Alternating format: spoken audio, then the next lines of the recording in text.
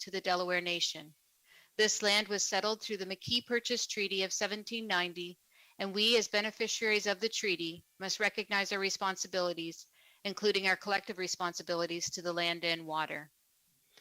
Mr. Mayor, there is not a supplementary agenda this evening, and there are no disclosures of pecuniary interest.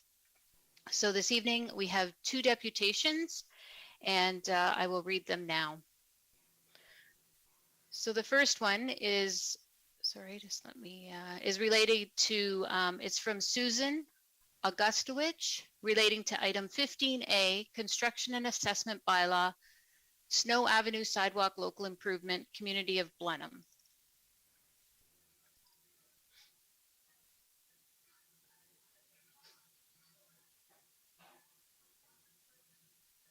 Our deputation has been respectively submitted, and we provide a summary report to be read by the clerk herein. We are opposed to the proposed sidewalk construction being designated as a local improvement.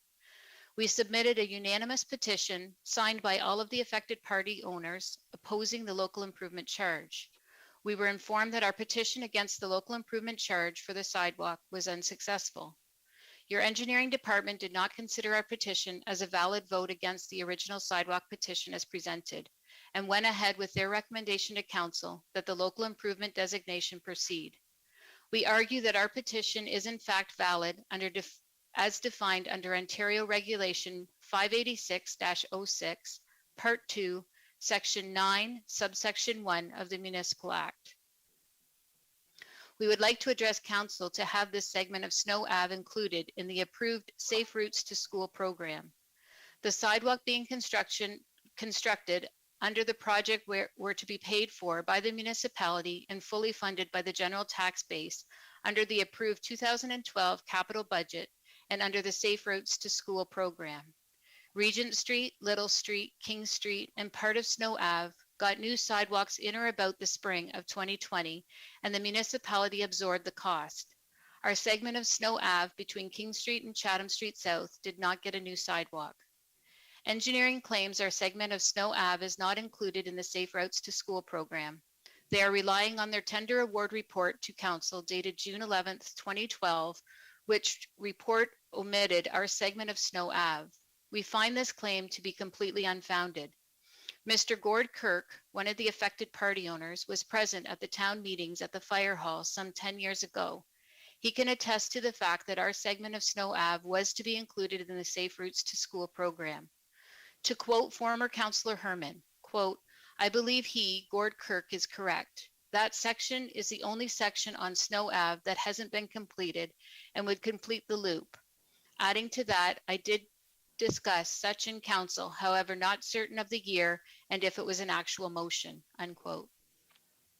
In our view, the sidewalk should not be considered a local improvement because it does not necessarily benefit the affected property owners. It benefits the entire Blenheim community. We have 4 schools, Blenheim Be Fit Trail, pool, arena, and sports complex in immediate proximity. We should not be expected to pay for a sidewalk that will benefit the entire community. To further support our claim that we should be included in the Safe Routes to School program, our segment of Snow Ave is in fact the most unsafe in the area. 18-wheel transport trucks drive up and down. 27 school buses drive up and down twice a day every weekday. We also endure unusually heavy car traffic to a low number of people who live in the area. One has to wonder why anyone, including the engineering department, would think our segment of Snow Ave was not included as part of the Safe Routes to School program. In closing, the installation of sidewalks will benefit the entire Blenheim community, providing a safe route for school and pedestrians who use this segment of Snow Ave to walk to school, hockey, swimming, baseball, jogging trail, and soon to be dog park. How is it fair that 14 property owners have to pay for it? As an addendum, we also encourage council to consider adding speed bumps and or a 3-way stop sign at the intersection of King Street and Snow Ave to provide additional safety features to further making this segment of Snow Ave safer for children and pedestrians. Thank you for listening. And council also, they sent a larger report and also the petition that they submitted earlier within their deputation. The next deputation is from Barry Fraser relating to 15F, motion of Councillor Sakachi, temporary outdoor skating arena. Last Friday, I noted while in Guelph with our daughter Heather's 3 kids aged 9, 7, and 5 that at council today you are considering outdoor community ice skating rinks. While Carolyn and I participated twice in the one closest to the residential area, it opened earlier this winter, and guess what? Right after school on Friday, we went straight to it, and there were at least 20 persons already skating and playing shinny hockey on 2 pads. Then yesterday afternoon at one time at 2 p.m., there were over 70 there with still a continual rotation of participants, complete with hot chocolate and coffee. We both skated with the kids and had a blast. The city had installed the basic infrastructure for a source of water and a cover to keep the works from freezing, which was for sure an issue on the weekend. Here are the complete guidelines the city has developed, and there's a link provided. I can tell you the key persons responsible were definitely from the close neighborhood and were very appreciative of the support from the city. They cannot believe how quickly it has developed a real sense of local community. We spoke to people who had just met their respective neighbors for the first time just down the street.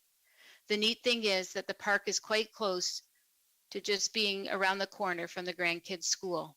Taking whatever action this evening will be a winner in my judgment. I believe the southwestern Ontario weather is a bit warmer on the average than Guelph's, but for sure this winter has been a winner. Yes, a positive investment in the local community neighborhood. Now our next step could really be a basketball pad for the spring and summer in this same neighborhood. Carolyn and Barry Fraser. Moving on to the consent agenda, we have the following reports that are being pulled this evening. 14B, the Citizen Review Committee on Council Remuneration from 2022 to 2026 term. We have a presentation this evening and pulled by Councillor Thompson, Latimer, and Finn. Municipal Diversity, Equity, and Inclusion Strategy. We have a presentation and the report is being pulled by Councillor Harrigan, Councillor Brock-McGregor, and Councillor Latimer. Working Remotely Policy Implementation, pulled by Councillor Thompson and Councillor Latimer. Construction and Assessment Bylaw, Snow Ave Sidewalk, Local Improvement, Community of Blenheim. It's pulled by Councillor Thompson, Councillor Latimer, and Councillor Sakachi. 15F, motion of Councillor Sakachi regarding the temporary outdoor skating area, pulled by Councillor Sakachi, Councillor Thompson, and Councillor Oche. 16B, the motion of Councillor Harrigan regarding the Wheatley Pool Reserve, pulled by Councillor Harrigan and Councillor Oche. And the final one, 16C, is the motion of Councillor Latimer continuing COVID business practices, pulled by Councillor Latimer.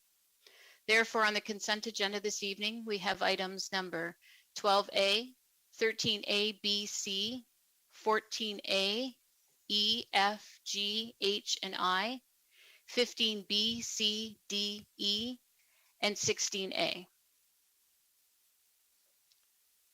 Councillor Crew and Councillor McGrail, can I get you to move the consent agenda, please? So moved. And I will second. Any questions? Hearing none, we'll put them to vote.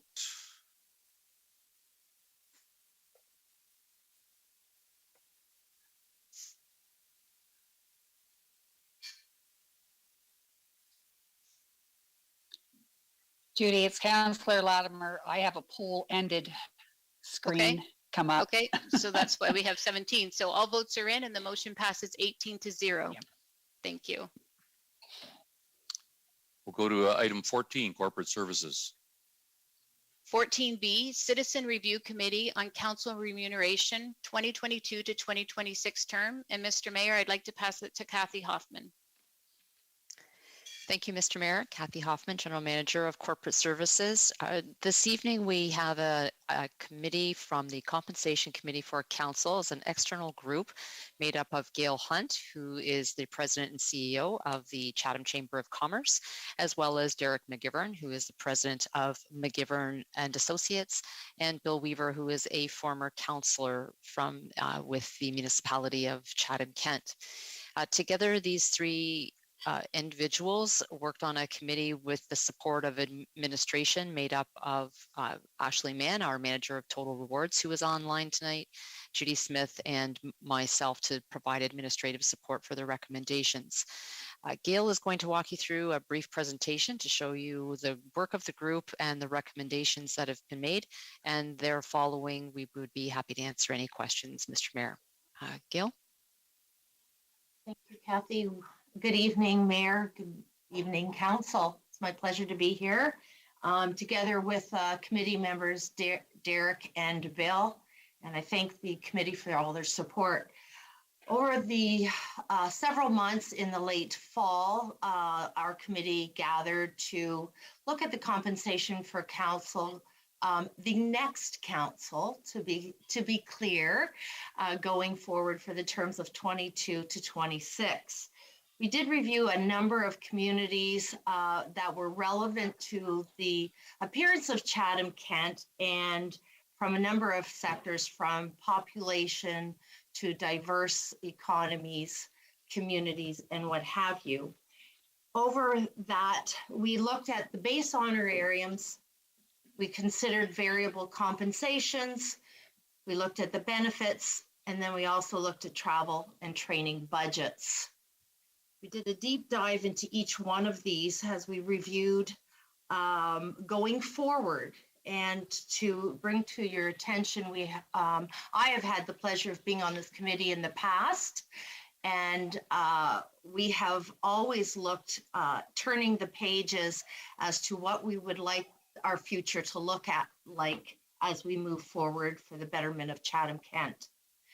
So with that, we did a number of reviews, and we have come up to the following recommendations.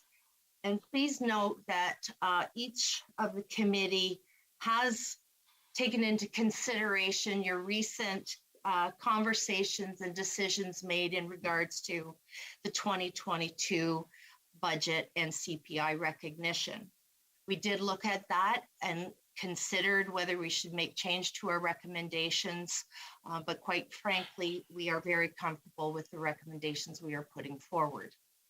We looked at the base honorariums, and we are looking at the recommendation for mayor at being at $116,747, which suggests on the report as being no change, but please bear in mind that we took into consideration at the time, it did include a 2022 compensation for CPI.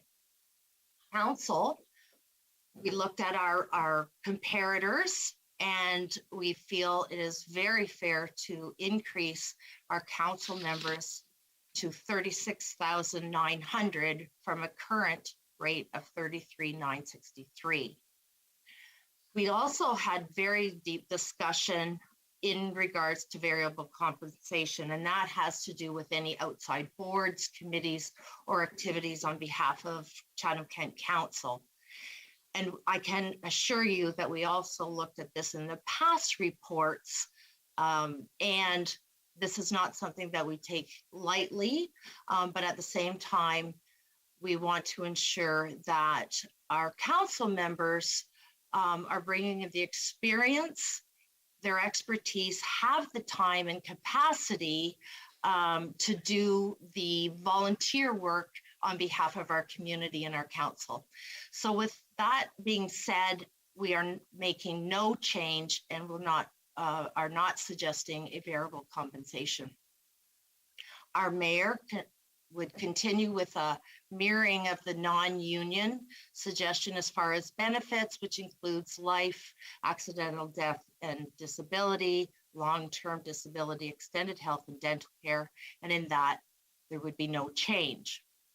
With our council, who now has optional life, extended health and dental care at their own expense, we are introducing a new recommendation, which would be a healthcare spending account, which would be introduced upon them coming into council later this year in November and would end at the end of their term in 2026 and be prorated appropriately.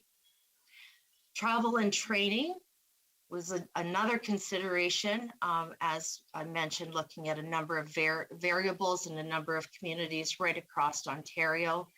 And we would make the recommendation of an increase to $5,000 from the current $2,957 annual. And that's for our mayor. Our council currently receives $3,581, and that would remain status quo. Thank you, Ashley. So with that, here are the final recommendations and the financial implications. So what you would see with the training budget for our mayor is a differential of $2,043. Council base honorarium, $2,937 per council. And then the healthcare spending account at $1,200 annually per council members. And a lump sum in the end would result at a change of $79,688 for the 2023 base budget. So with that, our committee of Derek, Bill, and again, with the assistance of administrative, who were a great asset in our research, we are making the recommendations for the period of November 15, 2022 to November 14, 2026, that the remuneration for our mayor of Chatham-Kent remains the same from a compensation, with the change to training budget be increased by $2,043 annually to bring the total base to $5,000. And the remuneration for councillors, the honorarium would be increased by $2,937 to bring the total base budget to $36,900 as honorarium. We would increase and include a healthcare spending account to be introduced in the amount of $1,200 per calendar year, and again, prorated for the first and final year of each council term.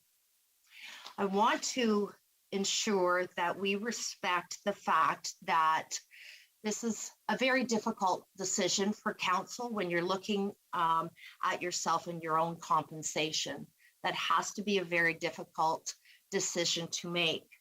But we also recognize that it's like any other business, it's our duty to attract and compensate people fairly for their activities, for their abilities. And we are looking for people that will lead us into a very prosperous future for Chatham-Kent. So with that, I recommend you, our council of today, good leaders will set good policy for our future, to set examples for future council as we move forward. And again, please recognize that we know this is a difficult decision when you're looking at yourselves, but we also recognize that, you know, the Provincial Act does allow you to do so. We recognize that in essence, you're not rewarding yourself, you are compensating a council of the future, and to bear that in mind while you're having your discussions and debate.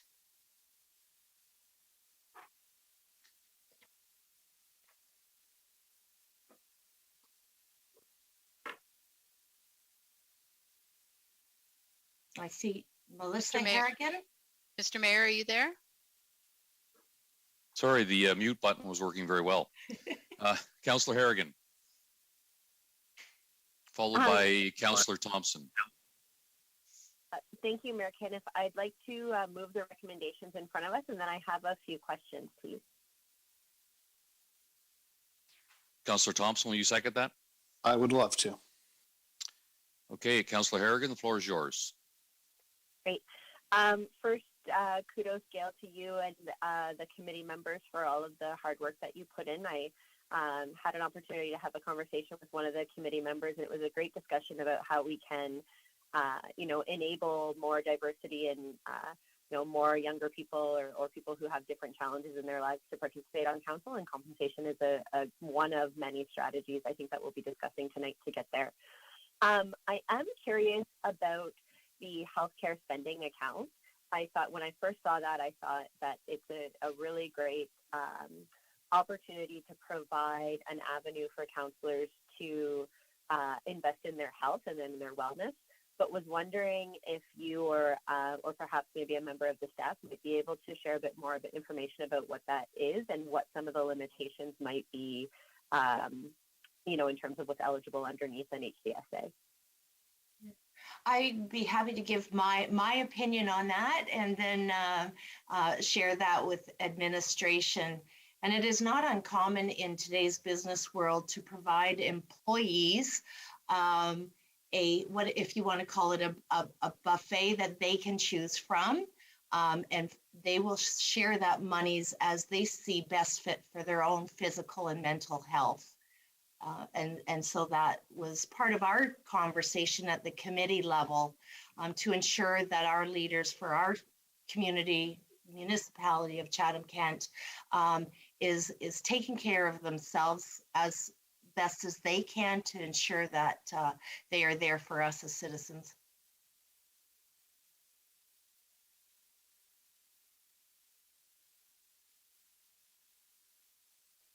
Okay. Councillor Harrigan, you have any other questions? Yeah, I do. Sorry, can you hear me, Mayor Canna? I can now. Okay. Just a comment about the healthcare spending account. I think a discussion that I've noticed that has been muted in communities when we talk about community leadership is the mental health and well-being of members of council. And certainly I've shown colleagues and friends some of the emails that we receive as councillors, and you really have to be able to take those comments with a grain of salt, but they do very much add up and are taxing on one's mental health as they're trying to lead the community through what's been very difficult times. So, I know myself personally really do invest in mental health and healthcare, and I'm lucky enough to have a employment that provides some benefits towards that. And I think not everyone's in that situation. And so this really does acknowledge the importance of counselors to invest in their health and well-being, because we can't be good leaders if we are not healthy and well ourselves. And I think that this recognizes that. And I really do want to applaud the committee to in their efforts to think about, not just compensation in terms of dollars, but in terms of compensation around what do leaders of our community need to be successful leaders. And I'm really pleased to see this and think that you guys did an excellent job in including that for members of council. So thank you for that. Councillor Thompson, before I go to you, I'm just going to go to Ashley. She has another comment to make about the health spending account. Through you, Mayor Kenneth. Thank you, Councillor Harrigan, on your commentary there, and to Gail for providing her perspective on that as well. Traditionally, in our benefit plans, we have offered extended health and dental programming around paramedical services, where you're locked into a certain dollar amount for chiropractics, physiotherapy, dietitians, psychologists, etc. And as you had mentioned, Councillor Harrigan, is that we do have a diverse council, and their needs differ based on their family status and their age, etc. So the healthcare spending account really provides us with some flexibility that regardless of your age or your family status, etc., that you're able to use those funds accordingly and really be able to proactively take part in that benefit plan. Similar to what you would do in a bank account, we would just deposit the money into that healthcare spending account, and as long as it meets the Canada Revenue Agency guidelines for a healthcare spending account, you're able to use those funds for those paramedical services, whatever would best suit you. Thank you, Mayor Caniff.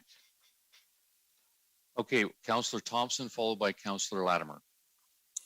Thank you very much, Mr. Mayor. I again also want to applaud the work that's been done. It's tricky when a council finds itself in this situation. So I wanted to say thank you to Gail for really pointing out the issues surrounding a potential, or at least the view of a conflict of interest, as well as that we're not doing this for this council. This is the next council's honorarium. My question, I guess, first off, is when it comes to the honorariums, is there a CPI adjustment, or will this be locked in for the length of the term?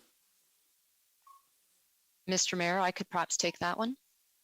Go ahead, Kathy. Yeah, thank you. Councillor Thompson, this committee and the ones previous to it, you may recall in the previous report that came in that the committee had made a recommendation that CPI would be applied annually through the term of council, and that it would be, set at that certain amount. This particular committee also assumed that there would be CPI on the base honorariums, and Gail or any of the other members can speak to that further.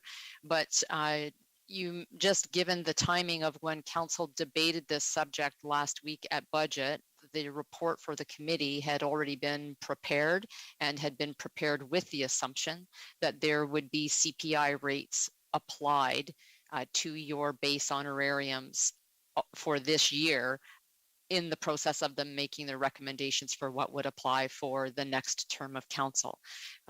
Mr. Mayor, if I could just go to Gail for one more moment in the event that she would like to add anything else to that. Certainly. Go ahead. Go ahead, Gail. Thank you, Mayor Kenneth. I think Kathy capsuled that quite well. We took an assumption based on previous reports, previous recommendations that CPI is included, and that was a recommendation of previous committees that would carry forward. We did not include it in this written report because that was a piece that we feel that should become an automatic based on previous committee reports and recommendations that the council has approved in the past. Okay, that answers that question. I guess the only other question I had, one I'm particularly interested in, I'm interested in the committee's thought process when it was about variable compensation and when you looked into multi-jurisdictional boards. Happy to address that. And that, to be honest, council, we had quite a deep conversation on that, as we have in the past as well, having been on the committee more than once. And this is something that we do have good conversation on to the benefits and to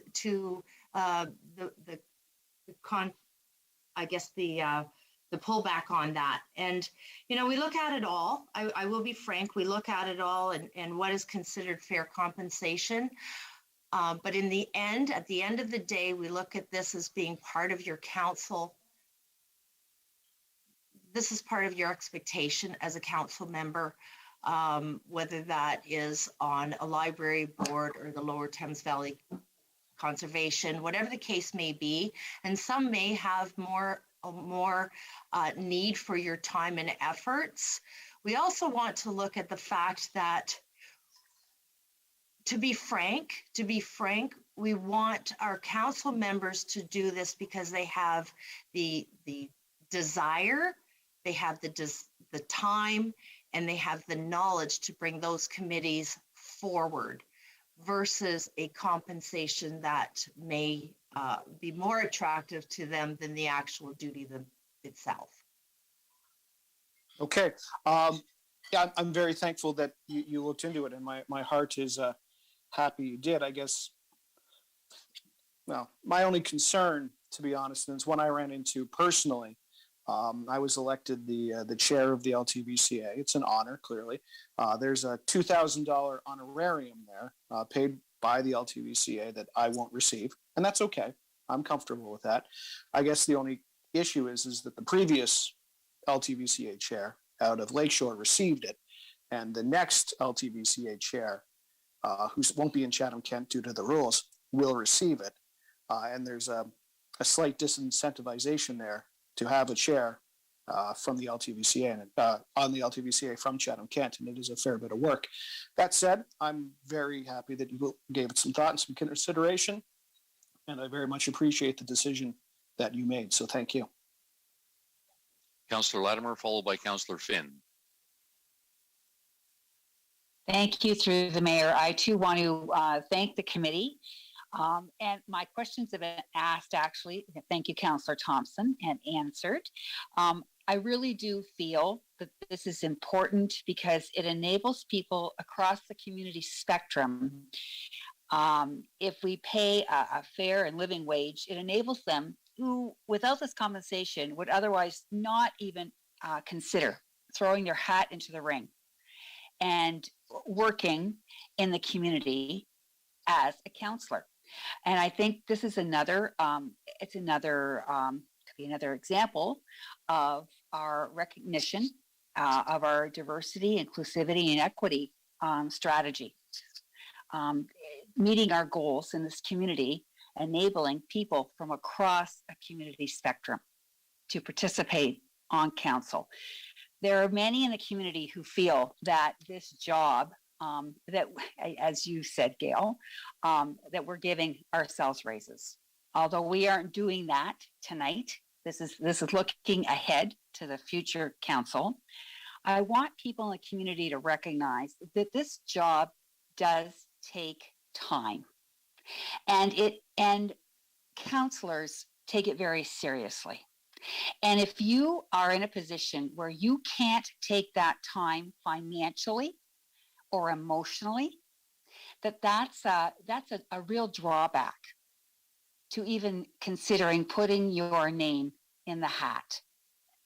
So I think that needs to be taken into consideration. I don't feel we are overpaid by any stretch of the imagination. And I think your research this committee provided tonight demonstrates that. But I also recognize that there are seniors and people out there who on fixed incomes who may see this as yet another reason to raise the taxes. But I think you have to balance. You have to have a balance. And at this point, I think this is a good way to do that. As I say, with the diversity and inclusivity and equity taken into consideration. So thank you very much. Okay, Councillor Finn, followed by Councillor Bondy. Thank you, Your Worship. My questions were already asked and my comments made by Councillor Latimer. So that's about it. Thank you to the team for the report. Okay, Councillor Bondy, followed by Councillor Foss.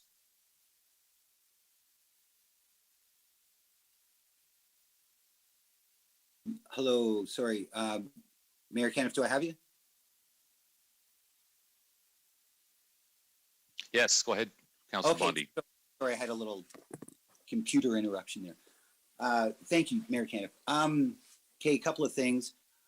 I don't really understand how this pay raise, which is what it is, for the next council, frankly, I think probably should be the decision of the next council.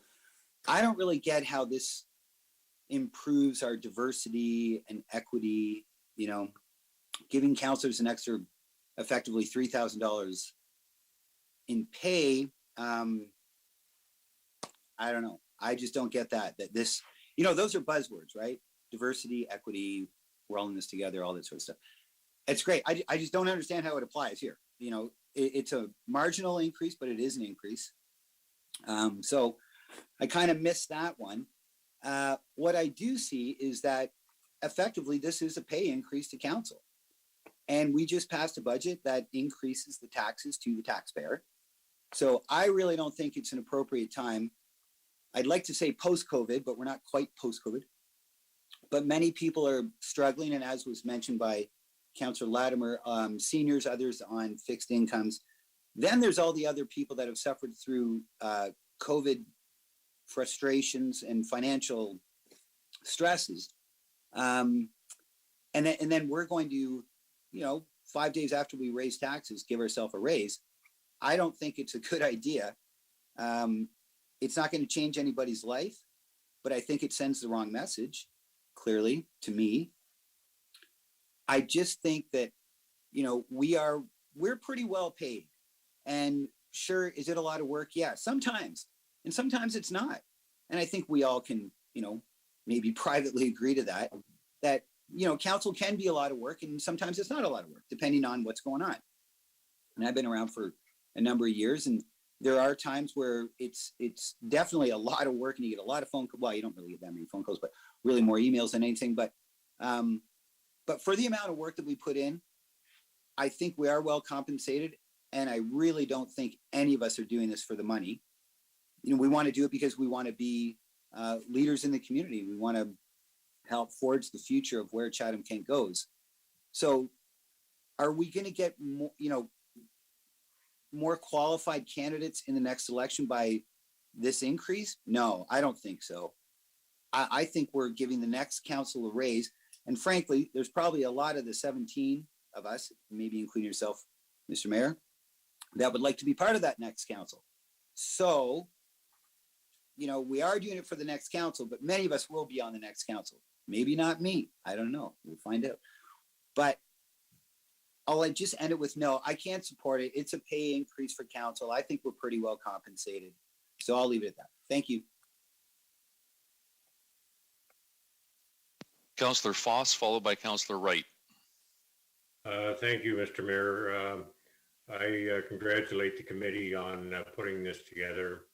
I can remember a few years back when we were trying to catch up to where we should be. And I think by doing this is going to keep us abreast so that we're not looking at this in 3 or 4 years or 5 years or whatever, trying to get caught up again. I would like to echo Councillor Thompson's comments. I'm on the St. Clair Region Conservation Board, and the chairman there is entitled to additional compensation for that position, which I don't begrudge that I'm not getting. But I guess the point I'm trying to make is it's very beneficial to have somebody from your municipality as a chairman in these different boards and committees, because it sort of brings a closer relationship to the municipality in that group. So I think, you know, it's something that should be looked at down the road, because it might deter some councillors from not running, because it is a lot of extra work. It's almost as much as being on council, being a chairman of these extra boards. So I think somewhere along the line, we should maybe address that and see what we can do to change that. That's all I have, Your Worship. Councillor Wright, followed by Councillor Sakachi. Thank you, Mayor Caniff. This is probably addressed to Ashley. As of now, as a councillor is 65 years of age, they can't receive the benefits for insurance and all that. Is that going to change at the next council? Because she had said that there wouldn't, she said something about in there changes. So I just wondered if that was going to be for the councillors that's over 65 too.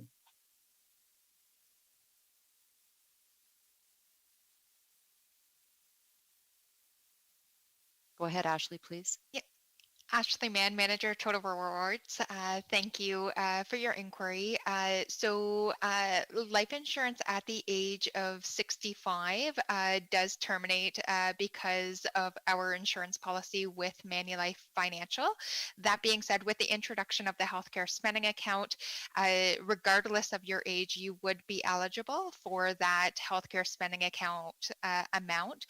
So if you wish to do so, you could purchase life insurance through a private provider such as Manulife, for example, and use the HCSA funds to pay the premiums for the life insurance. Okay, thank you. You're welcome. Councillor Sakachi, followed by Councillor McGrail. Thank you, Mayor Caniff. My comments will be very brief. I didn't plan on speaking on this item, but I just wanted to make a quick comment to council, just in reference to something that Councillor Bonnie did indicate. The comment in regards to, you know, maybe this council shouldn't be making the decision for next council. I just wanted to strongly disagree with that aspect. As a new councillor at the beginning of this term, I felt very, and I'm guessing most of the other new councillors felt very awkward when this first came to council to discuss almost at one of our very first initial meetings. Myself, I'm not 100% sure what next election will bring, whether it'll be myself or not. But I think it is a duty to for this council to make that decision, because it's not it shouldn't be a decision that you know, the next council should have to make, because my guess it would be right at the beginning of their term, and it's a very challenging and awkward conversation. You know, I think that the committee has put a very, very diligent report together. They've did a lot of comparables, and just wanted to see, and maybe Ms. Hunt can't answer this question, but there is a lot of conversations about in the community sometimes about the reductions of the numbers. Can you just tell me, Ms. Hunt, if you could, how much significantly this would increase if we say we went to full-time council members, and how that honorarium may look? Or is that too in-depth of a question to kind of ask and answer, sorry, on the fly? Fair question, Mayor and Council. Obviously, we've all heard those conversations over the years in that regard. We have not had that discussion at this point. Our duties, if you want to call it that, as a committee, are not to be have not been delegated to look at the consideration of number of council members. But having said that, if that was something that was put on the agenda of this committee or another committee, I think there has to be considerable investigation to the pros, the cons, and how that changes the landscape of our communities. I think we all know that there's been a lot of background research done into how do we fairly divide Chatham-Kent, if that was the case, if we were to do a revamp of our council, and that over the years has been considered in many different fashions. And yet at the same time, we don't come to a conclusion that seems to be fair to all current citizens. So at this point, sorry, I apologize. Go ahead. Sorry, I do apologize. No, that's fair. I was just going to say, so at this point, that is not conversation of this committee. Yeah, and I appreciate that. And while I'm currently active, it would be something that I would support as well, because I want to ensure that our rural areas have a strong voice in the community as well. Just wanted to once again thank you for the detailed the report and the recommendation. It is a very challenging situation to discuss, and I think it's a very I do feel that it being a third party committee doing this, that it has major benefits, especially with people like yourself that is very in depth in the community and knowledgeable in these areas. So just wanted to acknowledge your time and thank you for your time. Ashley, did you have a comment before I proceeded on? Thank you, Mr. Mayor. No comments at this point in time. Thank you. Councillor McGrail, followed by Councillor Pinsino. Thank you, Mayor Caniff. I was just wondering, can we separate these two out as recommendation 1 being A and then 2 being the B? I truly agree on B for sure, and I agree with Councillor Harrigan about the well-being of councillors, because we definitely, I think each of us can sit here and, our last 4 years, there's been some tough times there and some trying times. So as we all go through our stages of life here, it really gives the opportunity for everybody to be able to look after themselves, regardless of, other jobs or what have you, or what's going on. So I truly, truly believe in the B in A. I see the point, definitely. I see the point of, keeping and attracting, very good counselors to help us lead, our community, make it better, lead us through difficult times and through good times and go from there. So I was just wondering, can we break the 2 recommendations out, please? Councillor McGrail, you're referring to 1A as one item and then 1B as a second item? Or yes. Yes. Item, okay. Yes, we can do that. Great, thank you. And thank you to the committee. Councillor Pinsino, followed by Councillor Hall. Thank you, Your Worship. This is always a tough process, no matter what council does it. I have a problem giving a raise when so many of our residents are struggling with their day-to-day expenses. And we just went through a budget where we chose not to give ourselves a raise to recognize the struggle that's out there in the community, due to COVID and everything else. And I can't support this one. Thank you.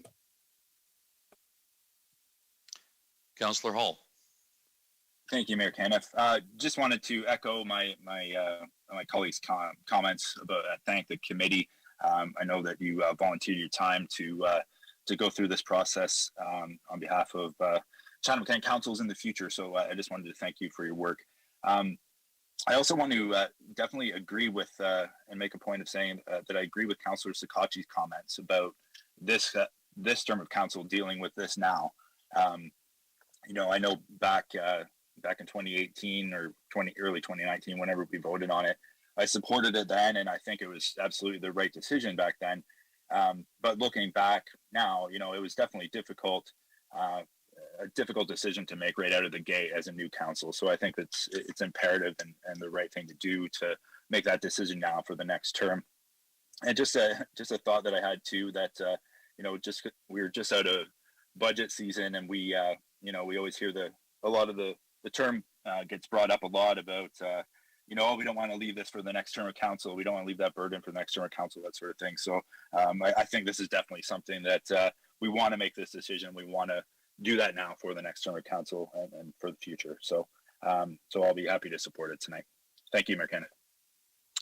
Councillor C. McGregor.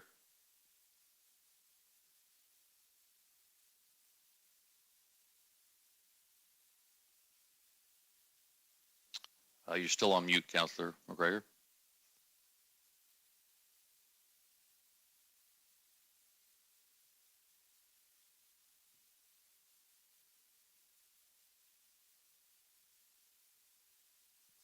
Councillor C. McGregor, can you hear us?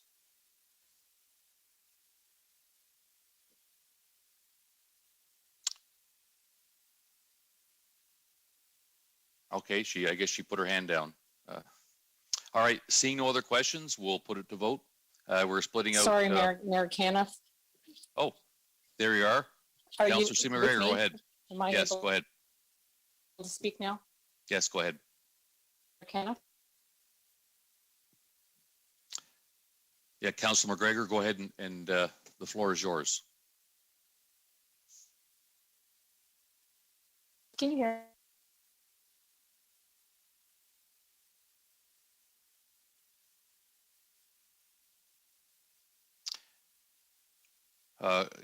Councillor McGregor, you've cut out again.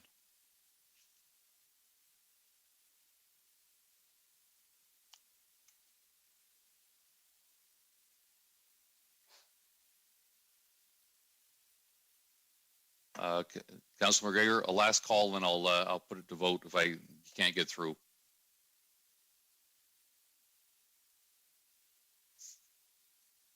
Mayor Caniff? Yes. It's Jamie. Hi, Jamie. I'm sorry, I said that wrong to you. I would like to separate 1BI and 1BI, like 2II.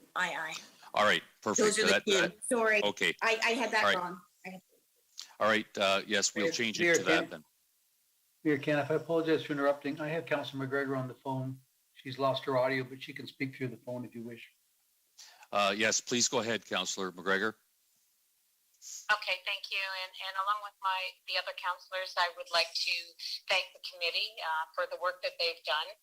I just had one question, and I do support this, by the way, but I did have one question because it seems to be a concern about, you know, how we made decisions and a community having hard times, and you know, when we eliminated our CPI this year to recognize that. But even with this being put into place, cannot any future council at any point in time withgo that honorarium or increase for that particular year if we are having a difficult time at that point?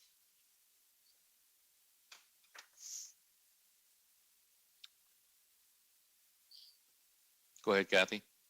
Thank you, Mr. Mayor. Absolutely, Councillor McGregor, certainly just like in this past year where council made an election during the budget process not to take your CPI, you could revisit the decisions that you've made on your compensation. Perfect. Thank you. So that would allow for that future council, if they feel that it's not the right year to do it, then they can make that decision at that point of time. So thank you. Councillor Kirkwood-White. Thank you, Your Worship. I'm feeling the pressure to say something, given the fact that a number of councillors have spoken on this particular issue. And I too want to thank the committee for the work that they undertook to come to the recommendations that they have. My comments are to be addressed to those that don't feel comfortable approving this recommendation.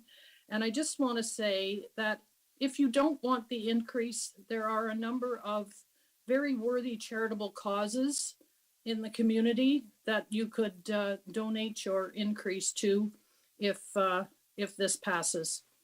Thanks very much, Your Worship. All right. Seeing no other questions, we'll put it to vote. We're going to split it out. So the first vote will cover off 1A and 1B1.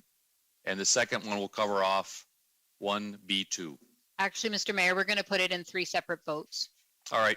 Okay. Okay, so the first one will be on the remuneration for the mayor. It'll be 1A1. Yeah, we just need 1 second just to get those in the system.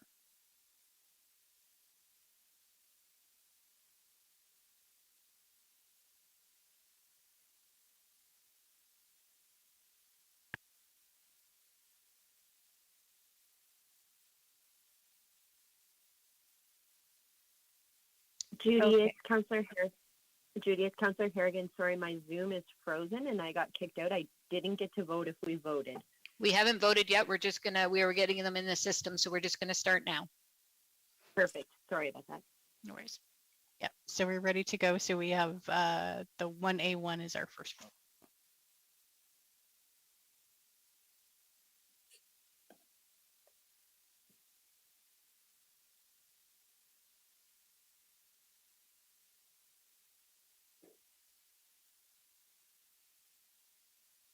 Just waiting for one more councillor. There we go. All votes are in and the motion passes 13-5, and that was regarding the training budget. Now we'll move on to 1B1, which is the honorarium increase of $2,937 to bring a total base budget honorarium of $36,900 for the remuneration of councillors.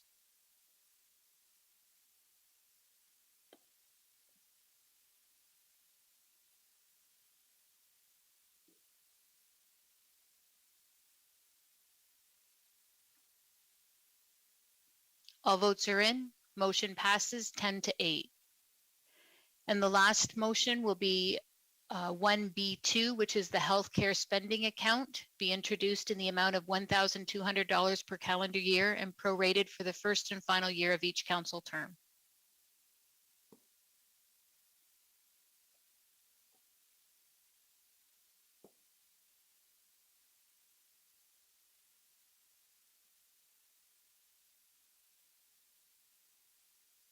Just waiting for one more.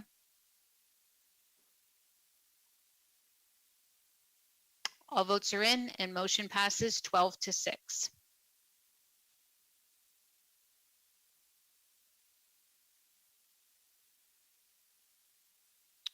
Okay, Mr. Mayor, we're moving on to the next item, which is 14C, Municipal Diversity, Equity, and Inclusion Strategy. And again, I'll pass it over to Kathy Hoffman. Thank you, Mr. Mayor. It's my pleasure this evening to introduce again to you Rebecca Haskell-Thomas. Rebecca, as you may recall, has been seconded from our public health team as our coordinator for diversity, equity, and inclusion for the municipality for the next 2 years, along with her colleague, Amrit Kara. And Rebecca is going to walk you through a brief presentation. Rebecca? Thanks, Kathy. And thank you, Council, for your time today. Our team submitted a report to share information about where we're at with the diversity, equity, and inclusion strategy and where we're going in the next couple of years. We only have a few minutes today, so I'll just speak to some of the highlights. I want to start by sharing what we've done so far and what we'll be doing in the coming months to develop and begin to implement the diversity, equity, and inclusion, or DEI strategy. In the pre-planning and early assessment phase, and that's what you'll see in the orange and blue on the left there, we've already done a literature review of best practices, resources, and tools for developing a municipal DEI strategy. We've reviewed strategies from other municipalities.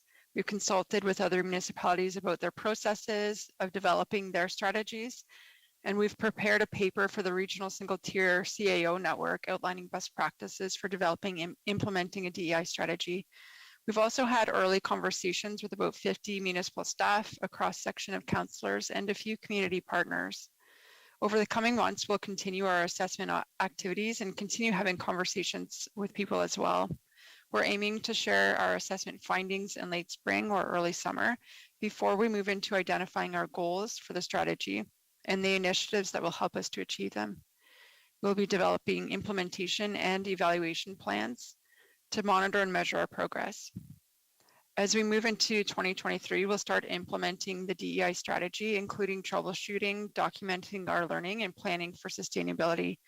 And you'll see we have engagement across the bottom of the screen. There will be formal opportunities for people both within the municipality and our community partners to participate in the process as we develop and implement the strategy. We also want to be flexible and recognize that people, communities, and organizations may prefer to engage in different ways. And we want to acknowledge that relationship building can take time. So we're developing engagement and communication plans that are flexible and leave room for formal and informal engagement. Next slide, please. Based on the information we've gathered so far, we've identified 3 areas of focus for the diversity, equity, and inclusion strategy. This could shift as we engage in further assessment, but it provides a sense of the areas of focus we've identified so far. The first is workplace and workforce, and this is about ensuring our municipal workforce is representative of the candidates available of the various communities that make up Chatham-Kent as well. And it involves providing welcoming, enriching work experiences that reflect the diversity of our workforce. And we're coordinating with the HR strategy group on this work. The second is council and committees of council, and this is similar to our first priority area. It's about ensuring municipal council and committees of council are accessible to and reflective of the various communities within Chatham-Kent. Initiatives will focus on developing tools, resources, and training to support diversity within these groups and equity and inclusion within decision-making. This work is being done in coordination with the clerk's office. And so for these first two areas of focus, what we're looking at are what are the barriers in our ability to attract people from diverse communities within Chatham-Kent to consider roles in civic engagement, whether that's through employment in council or through committees of council or boards. For example, income, which was mentioned earlier, can be a barrier to participating. Fair compensation can give someone the ability to take time off of other work, especially if they don't have paid vacation, or pay for childcare to be able to participate in council duties. So this is about identifying barriers to participation and how we can address them. And in the meantime, what processes can we put in place to identify whose perspectives and experiences are missing and how we can fill those gaps. The third area of focus is policies, processes, and services. And this area of focus reflects the need to integrate diversity, equity, and inclusion into municipal strategies, plans, policies, and processes. Work in this area will include adapting and developing resources to support people to apply a DI lens in our work across the municipality. So for example, as we're bringing forward options for divestment and service review recommendations, we can look at how changes will impact different groups of people within our community in different ways, what demographic data is available that can support our decision making, and how we can mitigate any inequities that may result from service changes. And we can develop strategies to engage with diverse groups of people who use our services in our public consultation processes. So overall, while the strategy will be a corporate and internal strategy, it will impact our customer service. Next slide, please. As we grow as a community, we want to attract and retain talent, ensure our services reflect the growing diversity in our community, and that we're not leaving any of our residents behind. There's a lot of evidence that diversity, equity, and inclusion benefit us as an organization and a community. We've shown some of these on the slide, but practically speaking, diversity, equity, and inclusion are ultimately about customer service. And I want to share just one example. After the Wheatley explosion, staff were out canvassing to share information with residents. And one staff reported that a lot of people in one of the neighborhoods they were in were most comfortable speaking Portuguese. And based on that feedback, a Portuguese speaking staff member was able to go out and provide information in a way that residents could understand. And that's just one recent and specific example of many things that are happening across the municipality already. And I share to acknowledge that, like was mentioned earlier, diversity, equity, and inclusion can really feel like buzzwords, but ultimately, regardless of the terminology that we're using to describe this work, the strategy is about ensuring that every one of our staff and our residents feel included, see themselves in our workforce and services, and that our services are provided in an effective and efficient way. Thank you for your time, and I'm happy to answer any questions about the strategy or report.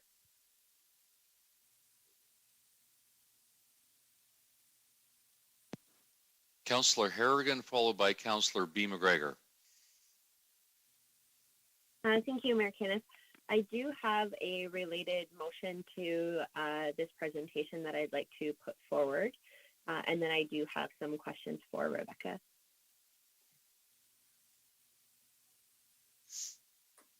I'm not sure, Judy, if you're able to put the motion on the screen. Maybe what I would do is start reading it now as you do that. Sure, go ahead and we'll get it up on the screen. Thank you. Whereas the information report received by CK Council on diversity, equity, and inclusion includes a strategic area of focus on education for council and committees of council and policies and processes. And whereas 2022 is a year for municipal elections and recruitment of new members of council and new council committees, therefore, I, Councillor Harrigan, move that members of the current CK Council support the diversity, equity, and inclusion strategy, and for individual council members wishing to champion diversity and equity on council and committees, identify themselves to the diversity and equity coordinator and clerk as a resource to provide support where applicable and reasonable to prospective candidates represented by diverse groups who are seeking election to municipal office or council committees, and that staff provide promotional information in alignment with the development of the DEI strategy about becoming a municipal councillor or a member of a committee or board in advance of the next nomination period and election.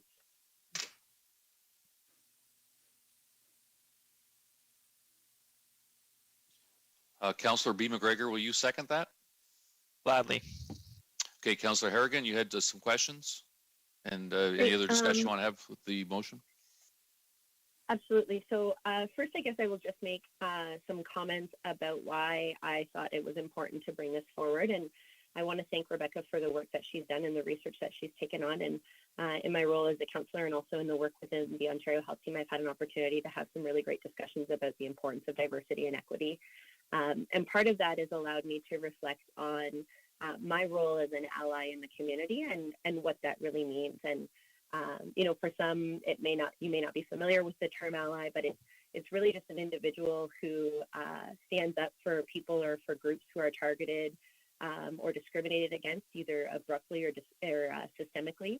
And it's important to know that you don't call yourself an ally, but it's rather this, you know, lifelong process of trying to build relationships based on trust and learning and accountability. And something important about being an ally is recognizing your privilege and listening and learning, and then leveraging your voice so that you can yield the floor or change the power relationships that exist in society. So, you know, we as a council, I think, have a long way to go in conversations about what privilege means, but often privilege is invisible and it's hard to spot it by those who have it because we live with our privileges every day. But one way that people who are in positions of privilege or power in a community or are leaders in the community can work to improve society and tackle systemic oppression is to leverage their voices and to use their privilege in a meaningful way. And so this motion really looks to us who are currently on council and asks members to think about how you can use your position and your voice to introduce to people who maybe haven't considered being on council before, what it's like, what it requires. I think there's some good, bad, and ugly to being a councillor, and it's really important that we share what that includes, and we empower people to think about running for council who maybe haven't seen faces that look like theirs around the council table or the Zoom conversation. and really encourage people who are difference makers in our community in their own little way to bring their perspective to council. You often see that in families, you know, the kids of teachers become teachers and the kids of doctors become doctors, and you see kind of generational young people in generations following what they see in front of them, and that's because they have role models and mentors. And often we are role models and mentors to people who are like us. And so this gives us as counselors an opportunity to mentor those who are not like us, or maybe don't look like us or don't have the same lived experience as us, and try to diversify the voices that we bring to the table in our community as our community becomes increasingly diverse. Happening where people are asking about specific situations and sharing their learnings. We also have the opportunity to draw on the single tier municipalities groups and to learn from one another that way. So in short, it falls all the way across the spectrum.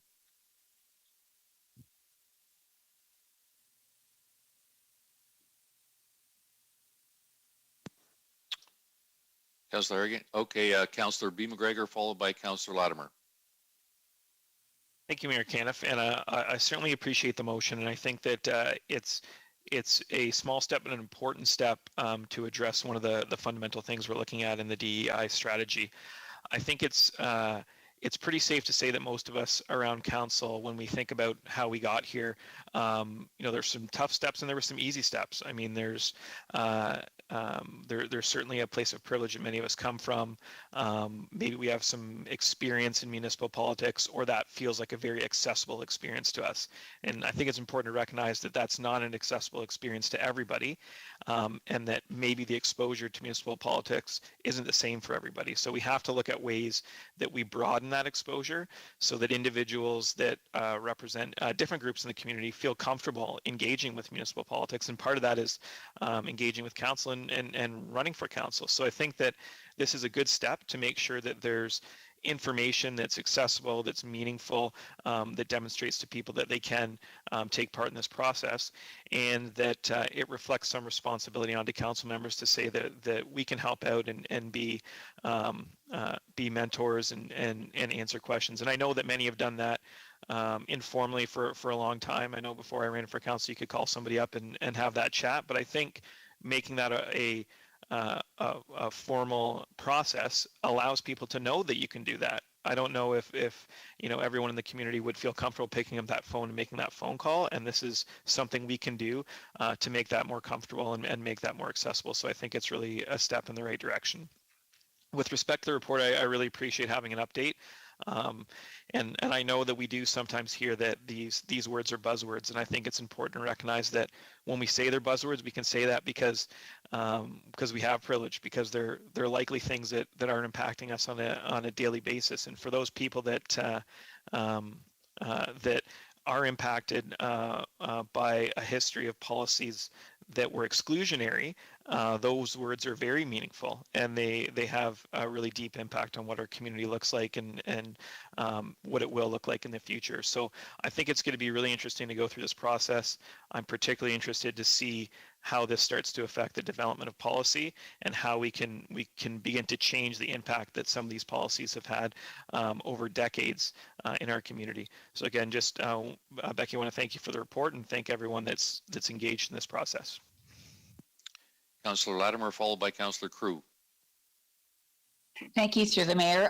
Councillor Harrigan asked one of my questions, and her motion answers or addresses my two other questions.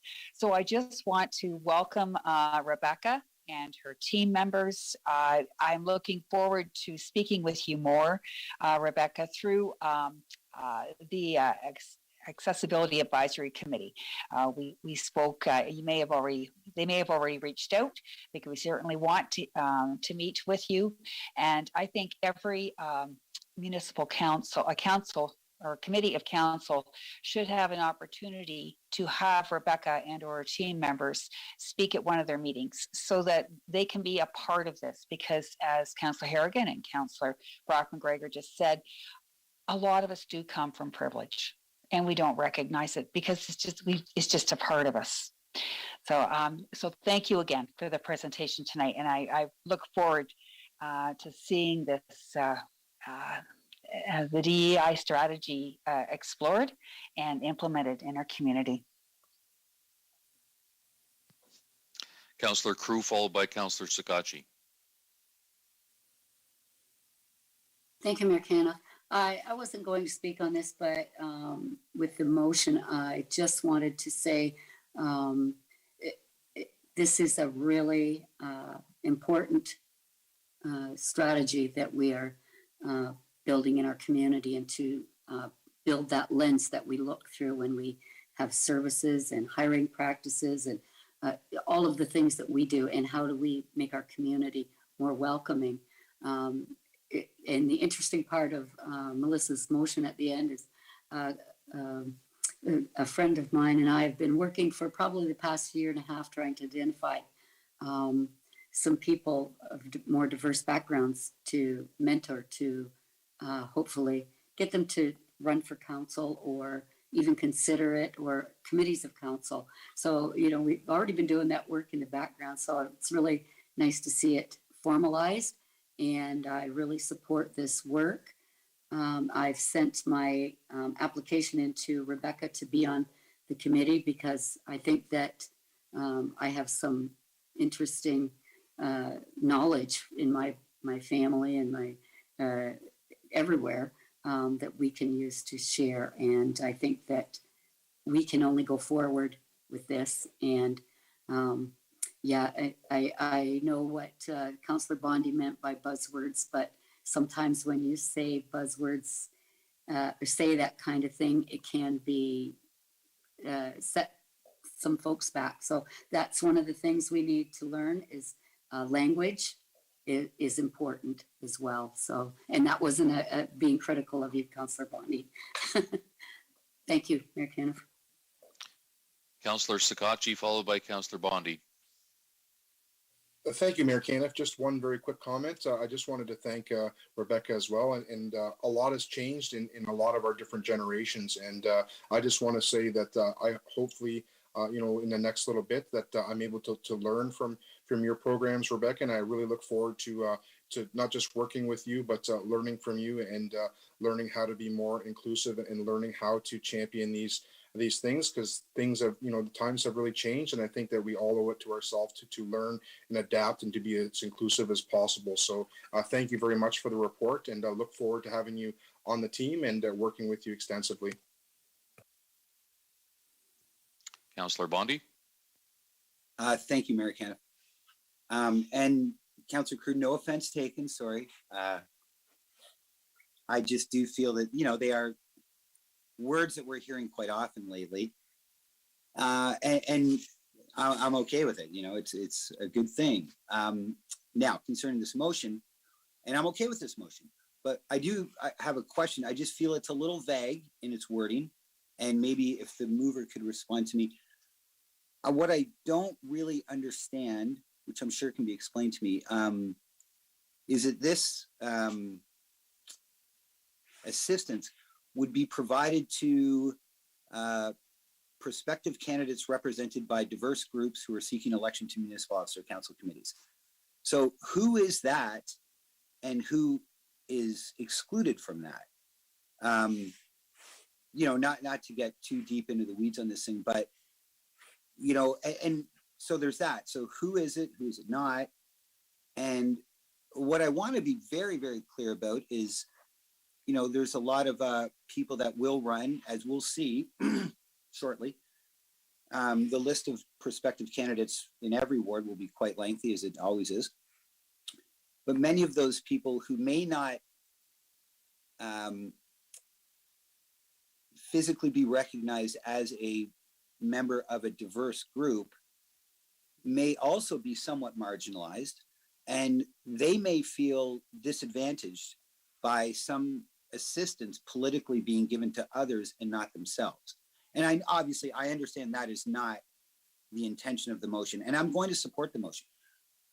But I would just like some clarity as to the lines that are being drawn here, because again, there's going to be people that are going to think, hey, well, you know, I don't qualify as a diverse person. So does somebody that does qualify, whatever that qualification is, does that person have an assisted political advantage from the administration and the sitting council? So if that could just be clarified, that would be great. So I think it's important to clarify that. Thanks. Thank you, Councillor Bondi. Mayor Caniff, would you like me to respond since it was addressed to the mover? Councillor Harrigan, please do. Great, thank you. I think this goes back to the comment I made about privilege being invisible, and maybe I'll use my own example as a process when I was thinking about running for council. I took Mark Oche out for coffee, and I took him out for coffee and asked him lots of questions about running on councillor because we were in the same circle. My youngest sister and one of his children grew up together, and so I knew Mark, and I was able to have that really straight, open conversation about what was required and what it was like, and how do I submit things to this clerk person who turned out to be really great. And then when I went to the very formal information for candidates that Chatham-Kent puts on, I felt a little bit prepared. And that's something that I did, that I recognized I was able to use my network connections and privilege to navigate that process. I believe that there are a number of people out there in our community who would make excellent counselors, who would bring diverse voices to the table, and maybe have some of those questions too that they don't want to ask at the very formal presentation for candidates. And this is an opportunity for the municipality to maybe take the list of champions, put it on the webpage at the election time and say, here are some current counselors who are willing to have some conversations with you. And I'll have conversations with people in Ward 1, and I'll have conversations with people in Ward 6, and it doesn't matter to me where they're from and if people have to choose between them and I when they're voting, because I think the ultimate goal that we all want to hold on to is diversity of the voices that are at this table, so that the conversations that we can have reflect the community that Chatham-Kent is becoming and is growing into. And I think, I appreciate the question, and I appreciate that some people may feel that they don't fall into a diversity and equity category, but I think that's where some of the training components and education to understanding what diversity, equity, and inclusion really mean. It's not about, favoring one particular group over the other. It's about creating a society where everyone can be successful regardless of their position or their place in our community. And that's really what this speaks to. And, I'm certainly happy to have any conversations with anybody about running for council, but I do think there are certain segments of our society who maybe need a little bit of a warm welcome. And I think as a councillor, by supporting this motion, then that says that we're ready to give that warm welcome and be open in our conversations that we have going forward. Thank you. Mayor Caniff, if I could. Yes, go ahead. Thank you. And thank you through you, Mayor Caniff.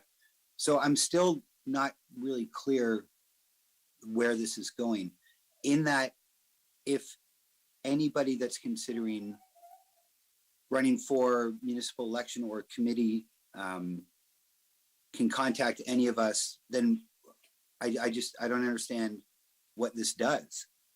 And I've sat down with many candidates over the years. Some have been successful, some not so successful. And they've done the same thing that Councillor Harrigan you've experienced with Councillor Oche, discussing what's involved, how much time is committed, et cetera. The standard questions that you get from people that are considering running for either council or for committee. So what I guess maybe I'm just missing a lot tonight, but what this motion sets, obviously it's a motion because there's an action behind it. So again, I'll just have to ask, like, who's in and who's out? I just don't understand. I don't understand the end game of this thing. Like, diverse groups. Well, who's a diverse group? Like, and who's not a diverse group? And again, I'll support it because I think it's a great idea. And I think we should have a formalized process where potential candidates for council and or committee have the opportunity, unencumbered, to speak to people in our positions and others in committee. I just don't understand where this one goes, because it sounds kind of like affirmative action to me in a way, and again, I'm just reading the motion, represented by diverse groups who are seeking election to municipal office. Or so who is it and who is it not? Thanks, Mayor Kenneth. I'll refer Councillor Bondi to page 2 and 3 of the report, which provides some really excellent definitions on diversity, equity, and inclusion. I won't go into them, but there are also on page 3, there's quite an extensive list of individual or identities of individuals who experience inequity, including, inequities across our community just simply because of who they are. And so if I might read that list, it includes Indigenous, including First Nations, Inuit and Métis, in non-Christian faith-based groups, QS LGBTQ2+, immigrants or newcomers, people living with disabilities, people living in poverty, individuals who are racialized, women, francophones, older adults, and youth. So when I think of DEI, those are some segments of our population that come to mind. And somebody might say, well, I don't identify as being part of that population, so this is not fair to me. And in response to that, I would say, but because an individual is not part of that population, they have with them the invisible wings of privilege that allow them to navigate society in a lighter way than some of those in the groups that I mentioned. And I think maybe, Councillor Bondi, it would be good for us to have a conversation offline about what this could look like. But I think right now, it's also talking about us as a councillor being a champion for diversity and the importance of championing diversity, equity, and inclusion from all the policies that we do right up until the council that we may elect as a community here in Chatham-Kent. Thank you. Through you, Mayor Kenneth. Councillor Harrigan, thank you. And I have the list in front of me. And I agree. And I'm sure there are exclusions to this list. And that's what I'm concerned about, is that people that are not on this list may feel that, they have some level of diversity that is not on the list. And again, all I'm trying to get at here is that I don't want anybody at all, excluded from the ability to contact either a sitting councillor or administration or a committee member and not have, or not, I don't want anybody to have the feeling that they're going to be disadvantaged because they don't make the list. And that's all. So your explanation works. It works for me. And I would appreciate speaking to you offline about it. So I'm comfortable, and I thank you for the answer. I do have one question, and maybe it was just mine, but on the bottom of the list, it's youth squared. Is there any meaning to that? Sometimes I don't get these acronyms. Or is that little 2 up there just kind of a typo? Because I just don't get it, and I should. Thank you, Mayor Caniff. Thank you for the question. Actually, that's a footnote reference. And so it's just indicating that if you look at the 2 at the bottom of the page, it tells you where we've pulled that information from. Oh, okay, sure. Okay, you're bringing me back to my university essay writing days. Welcome back. And again, Rebecca, thank you very much. And Councillor Harrigan, thank you very much for the clarification. I will support the motion. Thank you. Okay, seeing no other questions, we'll put this motion to vote. Judy, I don't know if you can hear me, but my Zoom has closed out, so I can't vote. I'm going to try to get back in. Councillor Harrigan, I can hear you. If you'd like to tell me your vote now, that would be helpful in case you aren't in for the vote. Yep, I will vote yes, please. Thank you.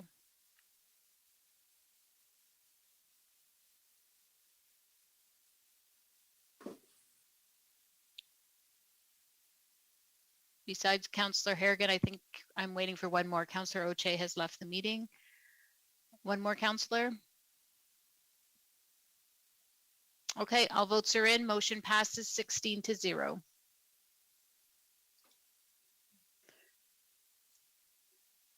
Moving on to the next item, 14D, working remotely policy implementation. Council, it's an information report, and Councillor Thompson and Councillor Latimer had questions. Councillor Thompson, the floor is yours. All right, thank you very much, Mr. Mayor. I guess I appreciated the report. Hang on, I just got to pull up my my questions here. I guess most importantly, long-term plans. for working remotely? Where do we go from here?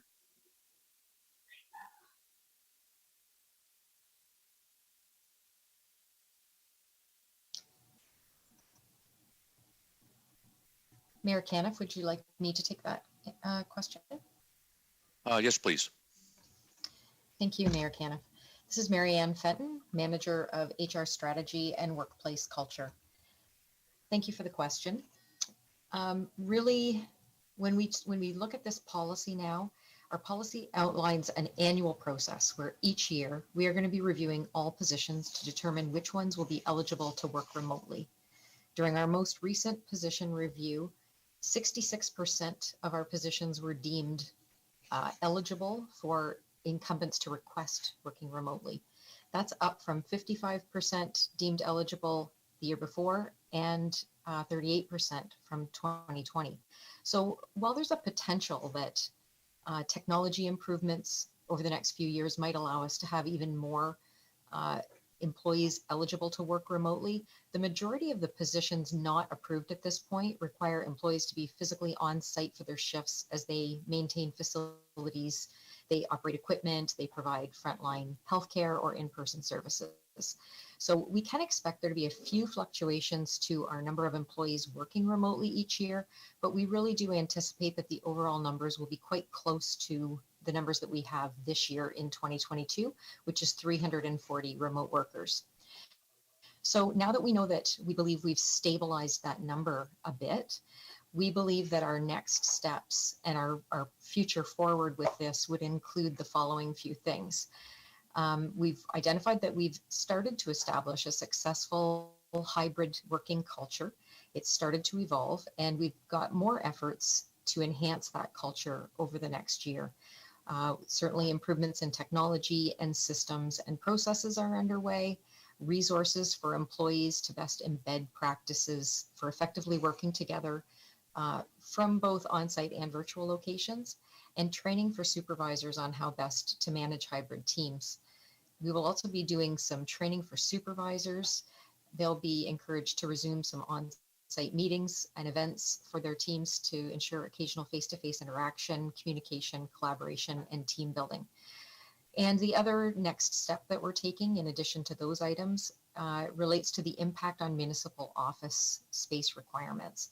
We're looking at that. It's being reviewed by the Infrastructure and Engineering Services team, alongside their project work related to the future of the Civic Center and the consolidation of building assets. A key consideration moving forward will be the redesign of the building space to reflect the needs of hybrid teams. Thank you.